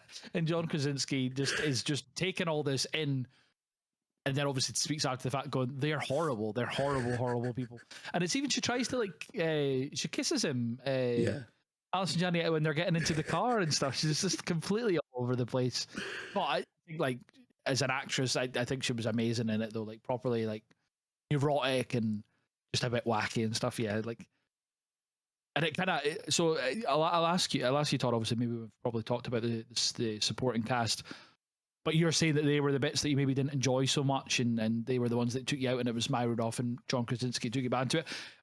And I would agree to an extent, but for me, that more kind of solidified how good John Krasinski and Maya Rudolph were, not just as a couple chemistry wise, but just as good people. And the whole reason for the road trip is them to then, spoiler alert, I guess, but at the end when they decide to go for her family home, essentially, and that's how everything's reconciled and stuff. They need to go on the journey and meet all the people that aren't what they want to them, for them to then realize what they want. And we'll talk about another couple that was my highlight of the film in a couple of stops time. But this scene it was just the first step on realizing, as a watcher of the film, I was like, right, okay, I know where this is going. Not as in like it's a formulaic exercise, but they're going to dot about here. They're going to find places that they consider, but maybe not want to do it, and then places that are definite no's, and this is a definite no for obvious reasons. But that didn't make that didn't mean that it wasn't a hilarious stop on their road trip. Todd, thoughts on Alison Janney? Yeah, like so this is where it started, where there was bits that where she's like where she's trying to get her son's attention, and she's like, Taylor. See, it's just white noise. Like, it made me laugh, and then I just wanted to shut up. And I think, like, I got bored of the shtick quickly, and then there would be like a really well written line that would make me laugh again, and then I'd quickly be like, oh, we're back to the same sort of shit. And I think when we talk about it, I'm just thinking like, why is it that it didn't? I think it's because they're trying to cram so much into a short space of time to go, look at these ridiculous characters. How ridiculous are they? And I think it got, maybe I need to rewatch it, but like, yeah, I just think it was a case of there were some really funny lines and some funny moments. And I'm wrong, I've just IMDb'd it. I swore that the kid, the little girl, was the one who punches Andy in the face in the office. Like, they are spit and dabs of each other, but they're not the same kid. But yeah, it was, yeah, like I say, Alison Janney was funny, and I think did exactly what the script and Mendes wanted of her, but that annoyed me. So, like, you know, like as a subjective thing, she did a fantastic job. I just wanted to show up about 5 minutes into the scene. But like you say, the delivery of the line about the size of her tits, and like the fact that like John Krasinski looked so uncomfortable talking to talking to the dad of the family, like that was fantastic. Just touching on the parents as well.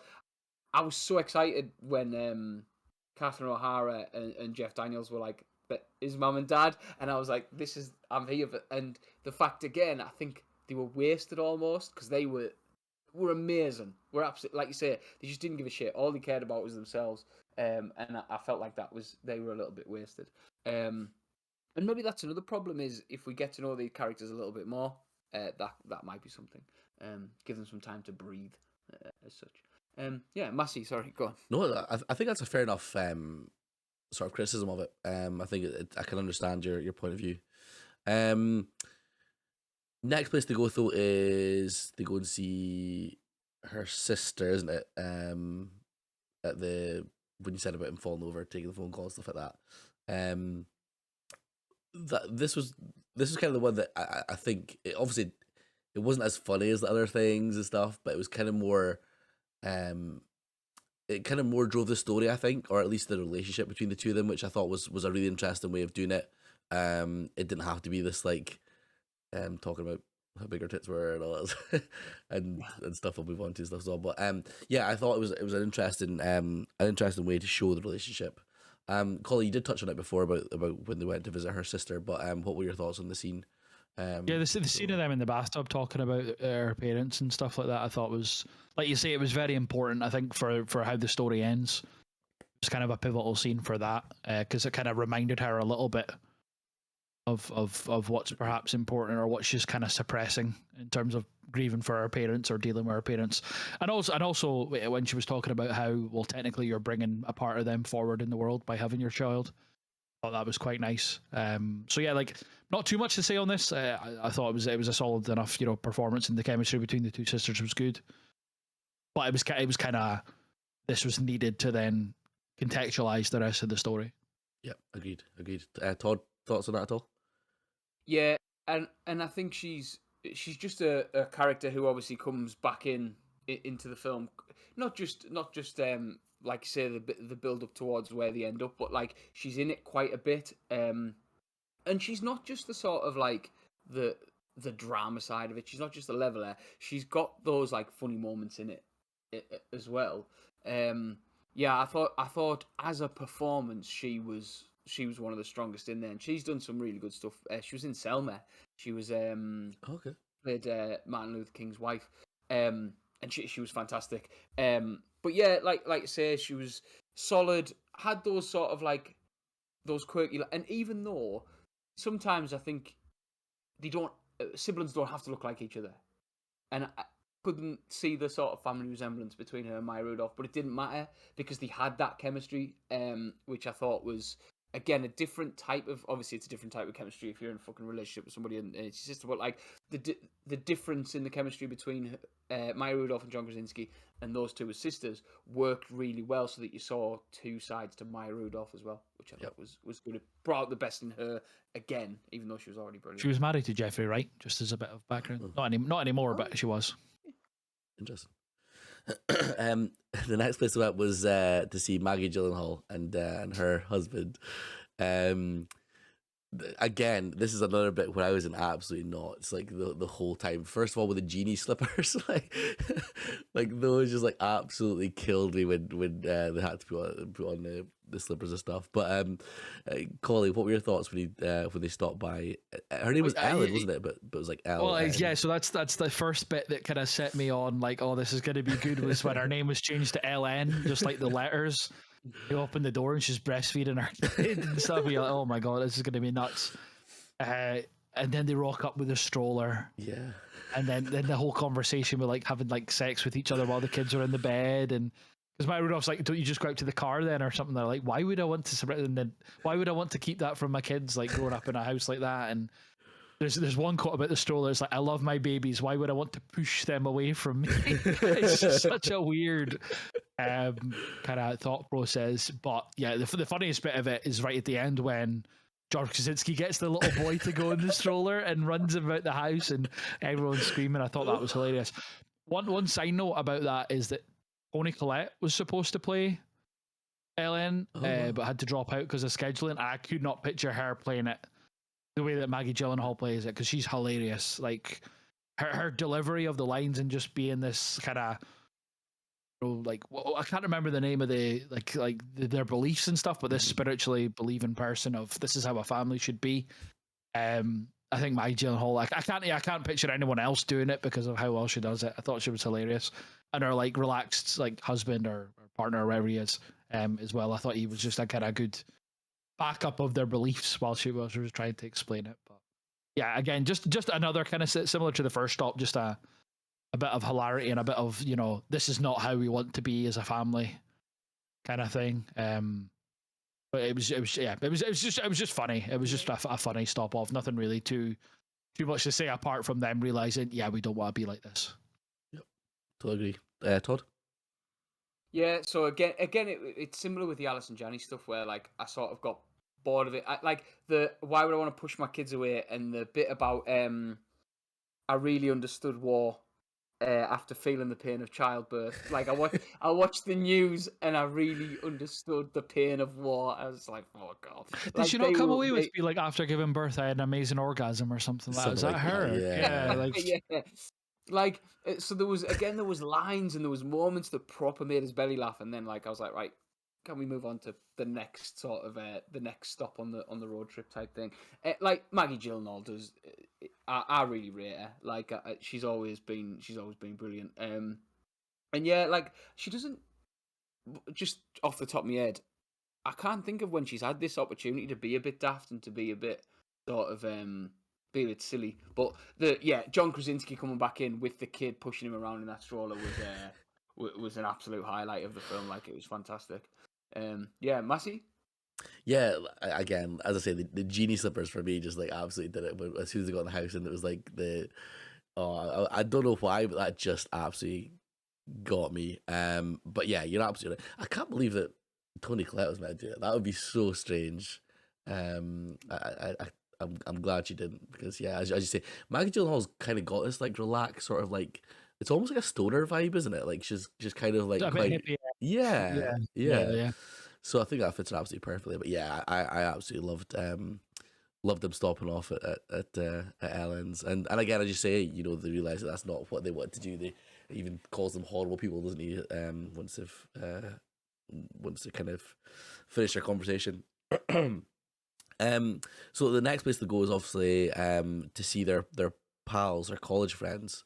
This is where it kind of got a bit dark for me. But again, I thought it was like, well, when you first meet them, they were like, seemed like the loveliest couple. Like, they've got a family of kids that run about. Like, was one of the kids is in like a trench coat or something, isn't it? Like on top of you. Like, I thought that was phenomenal stuff. But then obviously when they got the strip club thing, it kind of gets a bit dark and stuff. They talk about her issues and that they'd had, and I thought it was like such a again it's the whole thing about, we spoke about with American Beauty, like what's going on underneath the kind of like the facade of the happy-go-lucky sort of stuff, and then what is actually happening behind sort of closed doors sort of thing. I thought it was a really sort of human sort of moment when they went to see them. Colin, what was your thoughts on their stop by with their old college friends? Yeah, so like you say, when it starts, you're like, oh, this is just another like couple that have adopted loads of kids, so they must be nice and stuff, which they are. But it's when they turn off the Sound of Music when the Von Trapps go to sleep or whatever, so they don't have to see the Nazis, which I thought was quite an interesting choice. And then it's when he's explaining with the syrup and stuff like that, like how life is, and he's like, you go to sleep and you're knackered, and then it's all of a sudden it's like that for a day and then a week and then for the rest of your life. So obviously he's feeling a bit burnt out like that, and then he confesses obviously to his other half's his wife's miscarriages and stuff, which you say like is dark, but it's real as well. And I think it's a very sober and somber moment in the film for Krasinski, because it's obviously him that gets told, and I think it makes them both, because I'd imagine he realised this to his wife, because I don't think there's a scene that he does specifically. Maybe I'm misremembering, but for them both, though, it'll kind of remind them that they are lucky to, if they want a child, they're lucky to have conceived naturally to have a child. So they should be making the most for it and making their kid happy. It's weird after watching. Is it Melanie Linsky? Yeah. I think is how you pronounce her last name. One of the last things I seen her in was The Last of Us. Yeah. Which is fucking brutal in that. So then to see her in this, and obviously doing that slow pole dance when he's talking to her husband's talking to John about the issues that they're having and stuff. It's just kind of a bit of a surrealist moment, that I would say, probably the most surreal and kind of abstract it comes in this film. But yeah, again, just another step on the journey to them kind of deciding where they want to settle, because they pretty much are keen to settle there prior to what happens in the last little bit of the film. They do seem quite content. But we'll let Todd say his thoughts on when they're in Montreal, and then we'll move the story on a little bit. Yeah, so this is where like it sort of pulled me back around, I suppose. Like, but I rate Melanie Linsky. I think she's fantastic. She's in. I don't feel at home in this world anymore. And she's absolutely, she's phenomenal in that. And I just think she plays sort of broken or like hurt characters. Hurt is not enough of a word for like what her character's been through, but do you know what I mean? She plays that really well, and when she, I do want to go back and rewatch this film, and part of it is to see how she kind of reacts to Maya Rudolph a little bit more, knowing what I know from like I didn't go back over the scene or whatever, but just knowing what I know and seeing how people have spoken about her. But yeah, like you say, I think it was that moment in it where you kind of, I don't know, it felt like one of the most integral parts of the film, and I think it was only bolstered by the couple. Yeah, it was the best part in terms of I didn't have many sort of like I wasn't belly laughing like I had at other points, but yeah, they were brilliant. Yeah.